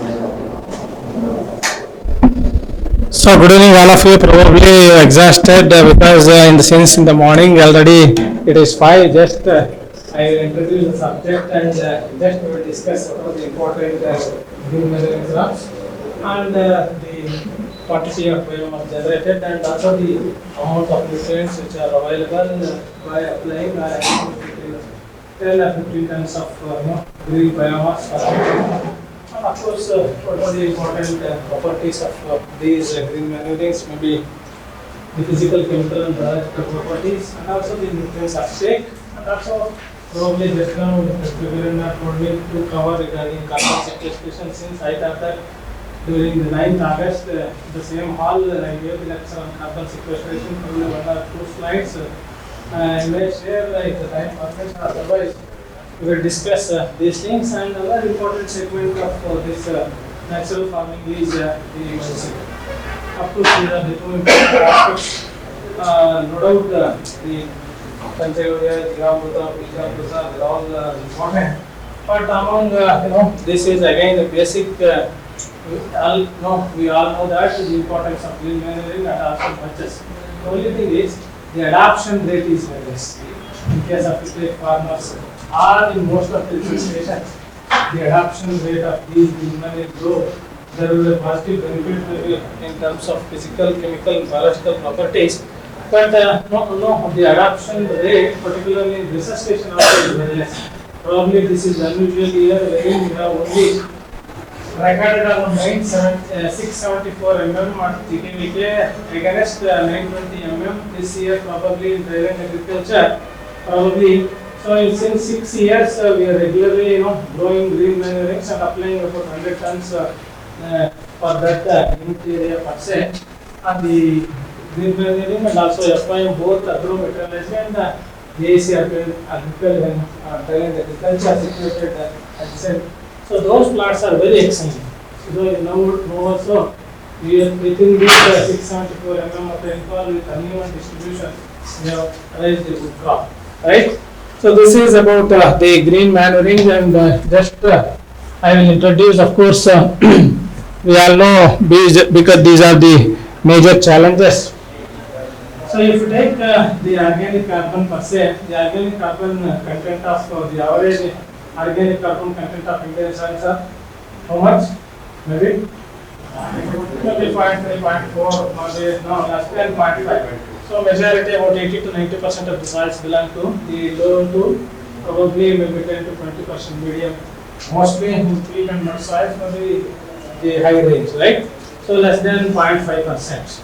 So in order to improve the fertility, so this is the only option, because the cattle population is decreasing day by day. Nobody is ready to keep the cattle for 365 days. Hence, this is the best option, either green manuring or maybe the locally available crop residues, which play an important role compared to probably in the last week you might have observed in one of the paper. So a lot of burning of these crop residues, particularly in the high belt, the Punjab and Haryana areas, and also what are the major threats for burning of these things. So if these crop residues are effectively utilized, probably at least we can reduce the dependency on the chemical fertilizers, right? So the major again the important factor is the use efficiency. The use efficiency, probably the nutrients or the different inputs. So the input use efficiency is very less, and also the partial factor productivity. If you take the amount of nutrient consumed for every maybe unit of the yield obtained, that is partial factor productivity, this is also very less. So in order to enhance the use efficiency and also the factor productivity, so this is very important. And also the productivity, if at all if you want to increase the food grain production, around 40 to 45% of the total food production coming from these drylands. So drylands are very important. These drylands are not only thirsty but also hunger, wherein the soils are very impoverished, low fertility, and there will be imbalance in different nutrient status. So because of these things, these play an important role. So coming to we all know the effects of green revolution. No doubt at that point of time, definitely we were needed fertilizers. So because of in order to feed the ever growing population during that period of time, we wanted lot of inorganic fertilizers in order to boost the fertilizers in order to boost the productivity of different crops. So hence, so during that time, probably we all know the positive and also the negative effects. Very recently, because of so many factors, the negative factors. Because if you take in the soil, the NPK ratio is very alarming. So earlier the ratio was probably maybe 4:2:1. Now the ratio is altered. So because of this, there is an imbalance in the nutrient availability, particularly at different agroecological zones. So now what we are thinking is the last approach, the holistic approach, wherein the organic matter content of the soil should be enhanced through different approaches. You go for green manuring, biofertilizers, or the conservation agriculture. The conservation agriculture and also the green manuring, these two play an important role. If at all, if you want to enhance the organic carbon content of the soils, the conservation agriculture play an important role, right? So wherein the principles of conservation agriculture probably we are going. So I will share some of the data also in the conservation agriculture, and after this we will share some of these the effect of these green manurings. So usually the effect may be 4 years or 5 years. The long term benefit will be better if you incorporate, or you can go for cover crop. Usually in cover crop you are going for only mulching. So you are covering the green biomass. So the green biomass generated from different green manuring crops varies from maybe 5 ton to 35 tons in depending upon the different crops and also the soil fertility conditions. So of course, soil health is important. Only thing is we have to enhance the quality of the soil. So quality of the soil should be enhanced. So that is most important. And these things, these three important things: biological, chemical, maybe physical parameters. So the soil organic matter very important, and ultimately the carbon sequestration. Probably if you grow the maybe your cover crops or green manuring crop, maybe 5 cycles, 10 cycles, or 11 cycles. So what is the carbon buildup in the soils? And this carbon buildup in the soil maybe ranges from 0.5 to maybe 1 ton, even after 9 cycles of these green manures. So of course, these are the things, soil health is very important in order to maintain the human health, right? Probably you might be knowing the deficiency of majority of the nutrients, even in if you take the blood samples of human beings also, there is a deficiency of lot of minerals and also the other vitamins also, particularly even vitamin D. So like this, so we have to build the soils, okay? So building the soils for better crops. So building soils for better crops, in this there is a book recently published. So building soils for better crops. You can read, you can just you can just write this, you will get that book. That book very recently published. You can go through this. So building soils for better crops in turn for maintaining the better health of human beings. So of course these are the benefits. Of course we are now interested in apart from the food security, we are also interested in the nutrient security, or the nutrition security, and also the farmers or the growers are interested ultimately the what is that, the income security, right? So ultimately we have to store this organic carbon, and ultimately in order to enhance the water storage capacity or the infiltration rate of the the soils. So of course these are the different principles. Only thing is we have to reduce the trough kicking, right? Probably to quote an example, yesterday there was a meeting at NBSS and LUP where a lot of farmers are were present. So in order to the revisiting of the site characteristics or the requirement of different crops, right? Maybe texture or organic carbon. So one of the farmer he was mentioning, so earlier days we were using maybe 15 HP or 25 HP of tractors, right? So now 75, 50 to 75 tractor HP, farmers are using. So because of this, there is a hard pan creating in the subsoil layer. So because of this, the water holding capacity of the soils are decreasing. So hence, so what we know in the conservation tillage, the minimum or zero tillage depending upon the situation, depending upon the crops, and also depending upon the objective. And of course, one more thing is one should enhance the biodiversity, right? So crop diversification is important in order to enhance the diversification, and ultimately we have to enhance the root biomass. So if the root biomass is more, probably the other benefits will be more, maybe exploitation of moisture from the deeper layers, or the uptake pattern of the nutrients from different soil layers. So these are the different advantages. As I already mentioned in the beginning, the cover crops. So the cover crops also play an important role. So because of this erratic rainfall, the cover crops during summer, probably if the regions where bimodal rainfall is a common phenomena, under such circumstances we can go for these cover crops during April, May. After cover crop we can go for the second crop, or even Rabi for the third crop also, depending upon the rainfall received. So of course again these are the different indicators. So how to measure the soil health, right? So like human health, different indicators what we are regularly we are going for checking our health. So here also a lot of indicators in order to check the soil, different indicators. Among these indicators again the organic carbon play an important role. So this if the organic carbon content is more, again all biological properties and the nutrient availability will be enhanced. So this is the first and foremost step where the organic carbon content of the soil should be enhanced.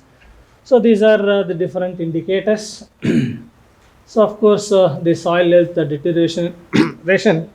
So nowadays if you take the Indian soils, most around 20 to 25% of the soils are degraded. So how to restore these soils? So restoration of these soil fertility play an important role, particularly under input conditions, even under irrigated conditions, because of lot of salinity and other problem. Can we grow some alternate crops or weeds wherein at least this soil's salinity or sodicity during that time, maybe different mulches also. Probably if you go to Tungabhadra project area, there majority of the farmers are growing the salt mulch, maybe 400 to 500 tons of salt mulch. They have recorded up to 300 200 percentage increase. I will share those data also. So of course these are the other aspects of the soil degradation. These are the different damages caused due to the bad practices. So the natural farming, right? We already, our Dr. Prabhakar Shetty sir also, then Dev Kumar has also mentioned regarding this earlier. We used to conduct experiment on Subhash Palekar's method. So afterwards, because of the government also a lot of objections during that time, because of the objections of zero budget, they have changed natural farming, right? So now the natural farming, these are the important things. So again, ultimately, they have to conserve the environment, and ultimately what farmers are interested, nutrition and income security. So these are the two important players, play an important role, particularly if the farmers are the growers growing of any crops or cropping system. So coming to, of course, these things, since your BSc Agri or maybe MSc also masters, we know all these things, what is green manuring in situ, maybe ex situ only we are refreshing these things. So only thing is in situ green manuring is better, wherein we are growing different crops, and there are two things here we can incorporate, or we can go for soil mulch, right, as a cover. So in order to reduce the soil erosion because of the beating action of the rain, we can reduce soil erosion. These cover crops play an important role. In this question, of course, a lot of a consortia research platform projects are going on all over India, wherein the cover crops after this different crops and cropping systems. So different research activities are going on. So in different areas. So these are the green manuring. So of course in situ and also the ex situ. So ex situ. So in the bunds probably if you grow the different green manuring, maybe your glycidia or other traditionally grown the green manures, we are harvesting those things and we are placing in the main field, and afterwards we can incorporate or you can go for as a soil mulch. So of course these are the different green manurings. The biomass production varies depending upon the species and also within the the variety also within the species. The biomass generation, the quantity of biomass produced is vary from even among the crops. So in this connection, of course, lot of experiments are going on. Here we have conducted one such experiment at US Bangalore. So where we are going horse gram during early. So we are receiving the bimodal rainfall during probably March, April, May. March also we are receiving some quantity of rain. So during that time we are growing horse gram or cowpea or sunamp as a green manuring crop. So afterwards we are growing finger millet crop, right? So ours is a finger millet based production system. Whatever activities we have to play with the finger millet. So finger millet is a base crop. So finger millet production system, in drylands. So after this we are growing this. These are the benefits derived probably in the next slides also. You can see so mechanism of how these green manurings help, or these green manures mainly they fix the nitrogen. So nitrogen again a major nutrient. Of course this nitrogen is very dynamic. It is very difficult to hold this nitrogen because of the losses, right? So because of the losses, hence this has to be fixed in the soil or sequestered in the soil. So these are the different aspects. Maybe soil micro release of different nutrients, nodulation, symbiotic fix, the atmospheric air.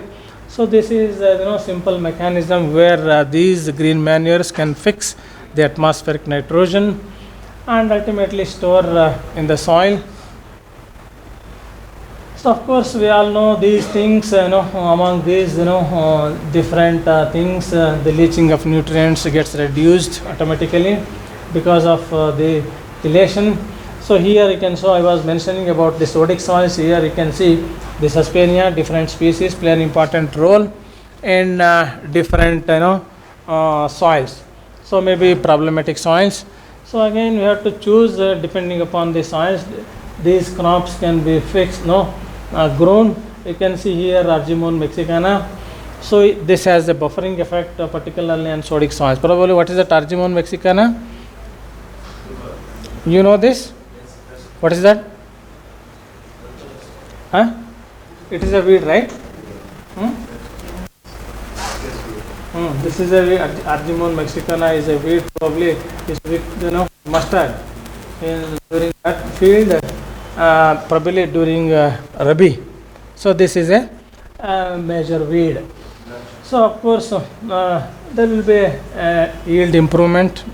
So we are ultimately interested in the enhancement of the yield, right? Then of course these are the other benefits. So this is most important. Again though the data is around 2000, these are the different species, right? So these are the different species. So nowadays the phosphatic fertilizers, the reserves are very less, and hence we can choose depending upon the soil. So the nutrient content of these green minerals are very, you can see. So I have marked particularly the Suspenia aculeata with respect to the nutrient content of nitrogen, then the contribution of nitrogen. Then of course again if you go for different species of Vigna, where you can see the nutrient contribution, particularly the P2O5 is more. And if we take the Suspenia rostrata, again the nutrient contribution is more with respect to only the potassium. So depending upon the soils, you can go for these things. So apart from this, lot of farmers, probably somebody from Andhra Pradesh, wherein in Tungabhadra and also in the Nagarjuna Sagar Dam, where the farmers are growing one species that is called Philippus, no? You might be knowing. So this is a predominant green manuring crop. So before paddy, they will spread these things, and afterwards they are incorporating. Definitely there will be improvement because of high vegetation, because of this Philippus, that is a fasciole species. So because of this, definitely there will be improvement. And the biomass generation again varies, because even within the same place, because of the rainfall and other climatic conditions. For example, at Bangalore, in case of Rs gram, we have recorded about 12 tons to 33 tons, as high as 33 tons per hectare in different years. Whenever, if the years are wet years, during that period, probably the green manuring, the biomass generation is more compared to other crops. So again, these are the perennial green manuring crops. So apart from this also, among these again, Pangamia, again most of the area, Pangamia is a better species, very hardy species. Most of the farmers using this even in paddy fields also. In submerged conditions, whatever these biomass obtained from different areas, maybe in fallow land all along the bunds. So this is widely used. So of course again this is cowpea. Apart from Rs gram, you can go also cowpea. Afterwards some finger millet crops or other the crops which you are interested. So again here we are cowpea, we have released one variety particularly for drylands. So 38956-1, this is the variety released from our center. So this is a very good candidate for drylands. So even if the rainfall is less, you can get at least the biomass, more biomass from this variety. So we are widely using this variety. So before taking off, these are the advantages. We have worked out the finger millet, the whatever the crops, we have to ultimately work out our main crop. Main crop is a finger millet. Of course, the green leaf manuring. So we like this, we can grow lot of green manuring plants along the bunds or in fallow lands. So these are the benefits. Of course, they have they worked out the impact. Also, the upscaling was done. So this is the benefit. Then of course these greenhouse play an important role. Once the soil fertility is enhanced, definitely the crop growth will be better. The crop growth and development will be better. So you can see here, this is a long-term experiment wherein we have conducted the experiment. Of course this one is we have started during 2011-12. Still this experiment is going on the same spot. So we are recording different observations, maybe soil and also even plant observations. So these kind of activities are going on. So both ex situ and also the in situ green manuring. And you can see this is this is the yield obtained in different cropping system, maybe finger millet if you include as a monocrop, or maybe horse gram or cowpea as as a pre-monsoon crop during that period. So this is the data generated. You can see here, whenever we are whenever if you include the horse gram, definitely there will be a better growth of this finger millet, ultimately the better yields. So again here in cotton, again an important crop. They have studied different green manuring crops. So here lucerne play an important role. You can see here the even quality parameters of this cotton also improved because of this. Then so again these are the different green manuring crops grown at different places.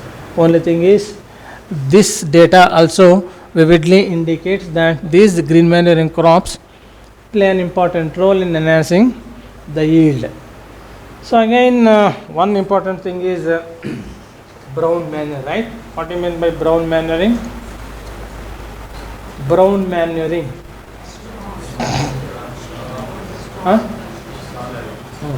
Probably this is a practice widely, in Tamil Nadu, right?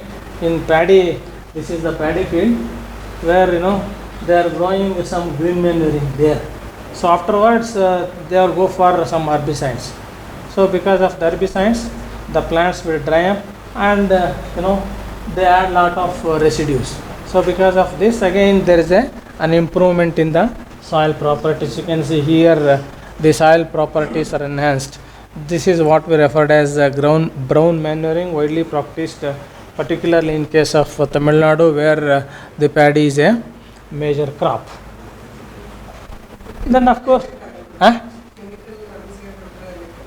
there are selective herbicides for different crops. So we have different herbicides for different crops. Selective herbicides are widely used. Even we are also using post-emergent herbicide at different growth stages. So these herbicides are highly safe. They are selective herbicides. Yeah, definitely. One thing actually I wanted to tell, in case of natural farming, these GM crops, these chemicals, then also plastic, mulch. This is not practiced in natural farming. In other cases, you can go for this. So as you rightly said, in case of natural farming, these things are not allowed. Even for that matter, the green GM crops are also not allowed, right? In natural farming or organic farming, even GM crops are also not allowed, right? So just for the information, I shared this. Of course, there will be an improvement in the soil properties. You can see here again, there is an improvement in organic carbon also from 0.46 to 0.1. So if you take, in different, the literature says that if you grow these organic, green manure crops, the organic the carbon buildup varies from 0.8 to 1 ton per hectare. After maybe 6 or 7 cycles or even 8 cycles. So of course this again, this is another data. Then again, here again before incorporation of green manurings and after incorporation, so the organic carbon content you can see from Daincha. Again, growing of these green manures plant, varies with the soil type, right? If the soil content is little bit higher clay content, you can go for Daincha. If the alphizols where the sandy soils are there, you can go for the other green manures, maybe Suspenia or Sunnyam. Of course, again, so probably I searched because of this. Again, this is one of the important crop where in Karnataka, arecanut is a major crop, right? So arecanut is a major crop and profitable crop. Probably because of this reason, even in plain areas also, every day planting is going on, right? Somebody was telling day before yesterday, probably the area is now more than a groundnut or sunflower area in Karnataka. So like this, farmers are, because very high income. So farmers are getting in 1 acre where 800 to 1000 plants, maybe 4 to 5 lakhs per acre. So because of this, farmers are interested to go for this arecanut. So in this arecanut, weed menace is a major problem. So in that case, this mucuna is velvet bean. Velvet bean, it is scientifically called as velvet bean. In most of the farmers field, you can see this lot of biomass generation. Probably Dinesh probably might be knowing. In his area also, most of the farmers are growing. Indian Institute of Horticulture Research, they have released 3 varieties in mucuna. A lot of seeds are available. You can, if you want, you can try this. So lot of biomass generation will be there in this crop. So of course, at different places, maybe Akola, even Maharashtra, other where the soil fertility, maybe cotton here is a major crop. So again, I don't want to go these things. There is an improvement in this thing. Again, I already mentioned the qualitative parameters are also improved because of these green manurings. So weed density, right? So again, in natural farming, organic farming, the menace, weed menace is a major problem, right? So because of this, you can go for this weed menace. Definitely, the reduction in the weed population will be there. So what we referred in agronomy is weed smothering efficiency, right? So if you grow horse gram or maybe cowpea, these two candidates have weed smothering efficiency. Even for that matter, other green manure also. So probably that might be the reason where the dry matter, you can see, if you include only the inorganic, the dry matter of these weeds is comparatively better when we include the green manuring crops. And most of the farmers, in between the crop rows, they are going for vegetables even coriander. Coriander is a better candidate in order to suppress the weeds than other leafy vegetables. In this connection also, a lot of experiments at different places they have conducted, and they concluded that these leafy vegetables also, even see either the crop rows maybe 30 centimeter or 60 centimeter, you can go for these vegetables to suppress the different weeds. So of course some limitations will be there, the competition, and also most of the times for these crop residues, so the termites major problem. So termites again we have to manage, particularly in red soil sulfisols. The management of these termites play an important role. Then of course the second aspect is mulching. So mulching is also very important. I will quickly go through these things. So mulching, the advantages probably in the previous slides, the advantages and other things because of mulching. So only thing is here, this is the main mechanism where this mulch works. So this reduces the solar radiation. When the solar radiation reduces, probably the plant, so there will not be any chlorophyll or the photosynthesis, the green matter. So because of this, definitely there will be a reduction in the other weeds also. These are the other benefits, maybe moisture holding capacity, so other things. So you can see here again, this is an important data where you can see here the evaporation and also the transpiration rate. So when the population is 100%, definitely to simple, if the plant population is more also, the evapotranspiration is more, right? Even if you maintain 100%, the evapotranspiration is less. If you go for mulching, definitely the evapotranspiration reduces. For example, if in any cropping system there will be crops and weeds, right? So crops and weeds. So the transpiration coefficients of weeds is comparatively higher than your crops, right? So thereby, so again this is also very important even if you maintain the 100% population. So mulching sometimes proves better in different these things. So of course these are the comparison between mulched and the unmulched soils. Then of course these are the major advantages. As you all know, suppressing weed growth, reducing evaporation, mainly this is important. Then of course even these plastic mulches, plastic mulches are not allowed even in organic and natural farming. Anyway, if you go for mulching of any other material, there will be a positive effect. Then of course soil conservation is very important. Different mulches you can go for like this.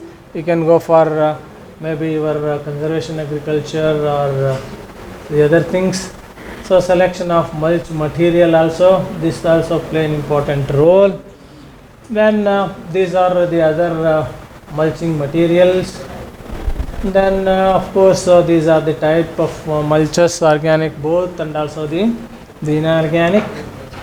Of course according to the need in different places you can go these things. So crop specific mulches, the stubble mulches, trash mulches in different crops, or maybe straw mulches. So So again, straw mulch, this is chili, again a predominant crop. You can see here the effect of residue cover and soil erosion also gets drastically reduced. So again, gravel, and also I was telling the salt mulch, right? So Bijapur here a lot of research activities are going on. So these kind of mulches, gravel, sand, even sand mulch activities are also going on, particularly in case of Rabi Jawar. So this is the mechanism of evaporation reduction, right? So I wanted to ask one question, right? So repeated intercultivation, no? Repeated intercultivation probably holds moisture than ever, without intercultivation. Fine. Huh? Uh-huh. Yeah. Capillary movement in the sense, if we crack these things, no, whatever the water column, so water column will be there, water will move horizontally, even vertically also. So whatever the the capillary force, the water, whatever the moisture content will penetrate downwards. Those moisture content, the moisture will be utilized by the roots compared to you are packing simply. So this is the main advantage. This year we have noticed clearly this effect. So because of this, we have to go for frequent intercultivation. It is called as soil dust mulch or soil mulch. Of course, again this is a lot of data where this thing dust accumulation in different cover areas. Then you can see I was telling you about the sand mulch. Of course, the sand mulch rate varies. You can see the yield advantage. Maybe this is the huge advantage, particularly in some parts of Raichur and also some parts of Bijapur. So this is the advantage. They have tried in different crops also. Of course, this is a pebble mulch, probably in Israel. So in Israel, getting labor is very difficult. So during Israel, this is a practice widely used. Once they spread these pebbles, probably the weed growth will not be there. Even in small parts also they go for these pebbles because they will not get even labor for pouring also. In every household also, in the front of the house, one jug putting one jug water is also very scarce commodity there. For that also they have made drip and these gravel types, right? So of course this is the advantage or the benefit again at Bijapur. These are the activities going on at Bijapur. So again this is one, I can see the wind velocity with respect to the erosion in relation to the wind. Of course vertical mulching is a common phenomenon in black soils, right? So this clearly indicates there will be a better advantage. So particularly to check the running water because of the low infiltration capacity. Of course, this is again the merit of this vertical mulch compared to the non-vertical mulch. So again live mulch, right? So this live mulch, a lot of projects again experiments were conducted even at US Darwin and other universities where different live mulches, maybe vegetables or even styloxanthus and other things. So these kind of things you can also grow in between these crops. So again this is again tillage, where zero tillage, conventional tillage I was also mentioning because of the heavy trough kicking, the hard layer gets there will be a creation of hard pan. Of course soil properties, there will be definitely improvement in the soil properties. You can go for in this, since it is a natural farming, you can select whatever the materials you want compared to these things. These are the soil moisture enhancement, then tillage. This also you can clearly indicate that the moisture content will be better. Then of course crop growth and yield, again this is the data obtained our center. Again this is the one variety in chili. There is one variety, Chikballapur local, a pungent variety, and we have released at our center Samruddhi, a green chili, and you can clearly indicate particularly dry lands, when you go for mulching, definitely there will be an advantage. And this year also we could notice a clear cut difference in these things. So these are again the different advantages: minimum tillage, even no tillage, even sugarcane trats also they have tried, again beneficial. Then even groundnut also they have tried at some research stations. Then here again, one more thing here, the uptake weeds. Even the flower production will also be more whenever go for these kind of things, particularly in groundnut. I will show in the next slide probably. When you go for, you can see here the wheat straw mulch, the total flower production will be more because of the moisture content and other things. Then here also the mulches on weeds also we have discussed. Probably you can see different the crop residues having different chemicals. Sometimes these residues can kill or harbor different weeds also, right? So depending upon the chemicals, maybe coumarins or different acids, these are the yellow chemicals are released. Depending upon the yellow chemicals, there will definitely influence on the most important parameter is the microbial aspect. Definitely there will be an enhancement in the microbial enhancement or the population. So because of this there will be enhancement in the yield. You can see here the microbial or other organisms, the population is more. Then of course you can see here again one study conducted, the greenhouse gas emission also. You can see there will be less reduction here. And of course mulches, some again demerits, maybe slugs and snails, ants. Already mentioned, I was mentioning the termites is a major problem in the red soils, right? So of course these are the limitations. Maybe pest problem, they sometimes these materials are very costly, even if you take the organic also very costly. So of course majority of the mulches play an important role, even in manurings, in order to enhance the soil fertility. You can see here since 2011. So this is the activities we are conducting at the same spot. So these are the two important green manuring crops. So as I said in the beginning, we have recorded from 15 to 33 tons per hectare in different years since during 2011 this is going on. So this is our station where these kind of activities are going on, right? So this is all about these green manurings and also mulches. Dr. Irena told me to tell something on carbon sequestration. If at all anyway slides are there, my presentation is there here. I will give it here, leave it here. The only thing is I can say, if you grow for these green manuring crops, maybe 5 to 6 cycles, maybe 0.5 to 1 ton per hectare you can add the organic carbon, right? Every year. So mg means 1 ton. 1 mg of carbon is 1 mg means 1 ton of carbon per hectare per year, right? So it depends on the green. So and again we have also worked out the carbon input and also the output efficiency carbon sustainable index, right? So the carbon sustainable index means what we have recorded in Askaram is around 438, right? The carbon sustainability index is around 438, right?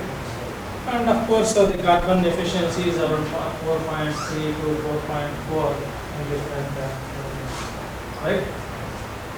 So this is what I wanted to cover regarding these green manurings. If at all, if you want, if you have any queries, please ask.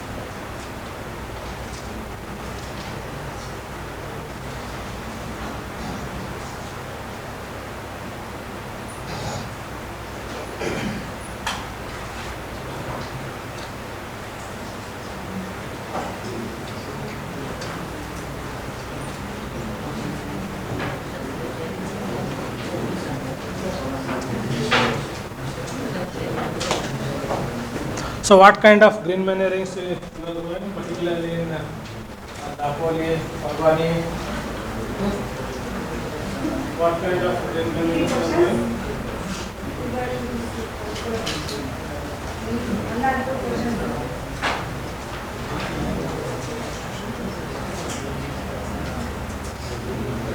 Madam, in BJP, what kind of business you are doing? Only for the clay content is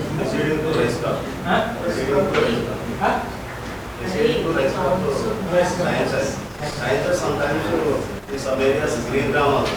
You can grow any pulses, even any pulses also either green gram. Pennycress, I don't know. This is widely grown, particularly in Tungabhadra area. There are a lot of farmers camps are there. So in that camps, the Silvestra, the Physiolus species is widely grown. This is the only alternative for they are getting 40 to 45 quintals of the fine quality of rice. So in order to obtain this much of this thing, that is the only option where they cannot go for FY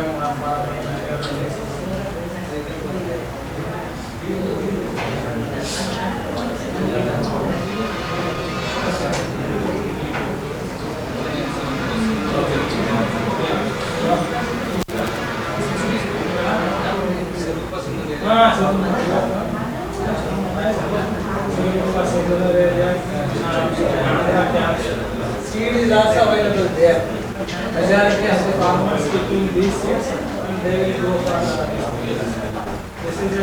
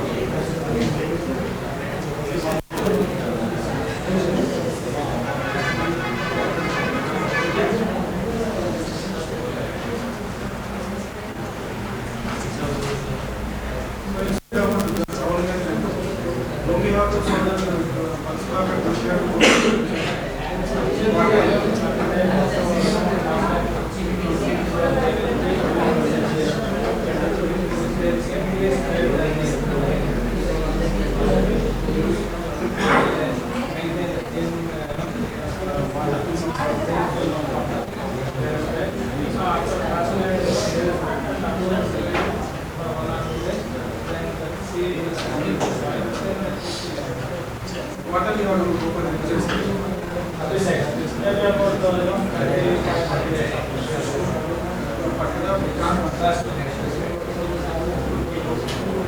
Any more questions?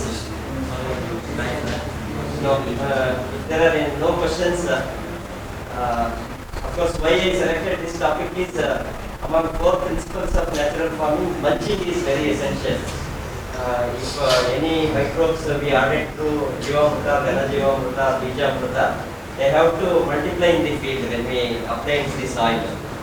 So this whatever the mulching material we are going to add to the soil, that serves as a food material and source of energy for the microorganisms. So in that way, if at all if natural farming is to be successful, mulching is very essential. So in that way, I requested Dr. Modigiriyappa sir to deliver a lecture on the green manure, role of green manuring and mulching in the natural farming system. I think he has elaborately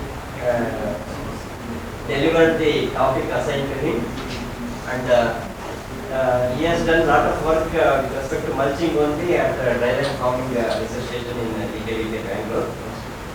So anybody wants his number also, I will share the number for clarification. So on behalf of all of you, I profusely thank Dr. Modigiriyappa sir for having come over here from Bangalore to here and delivered a talk on mulching and green manuring. Thank you very much, sir. I should say thanks to all of you because since morning, since 9:30, you are all patiently sitting here. Thank you very much for your all kind cooperation. and patient hearing. Okay. This will close today's class. Have a nice evening today. And tomorrow I expect at least some more to come for yoga classes, because yoga is also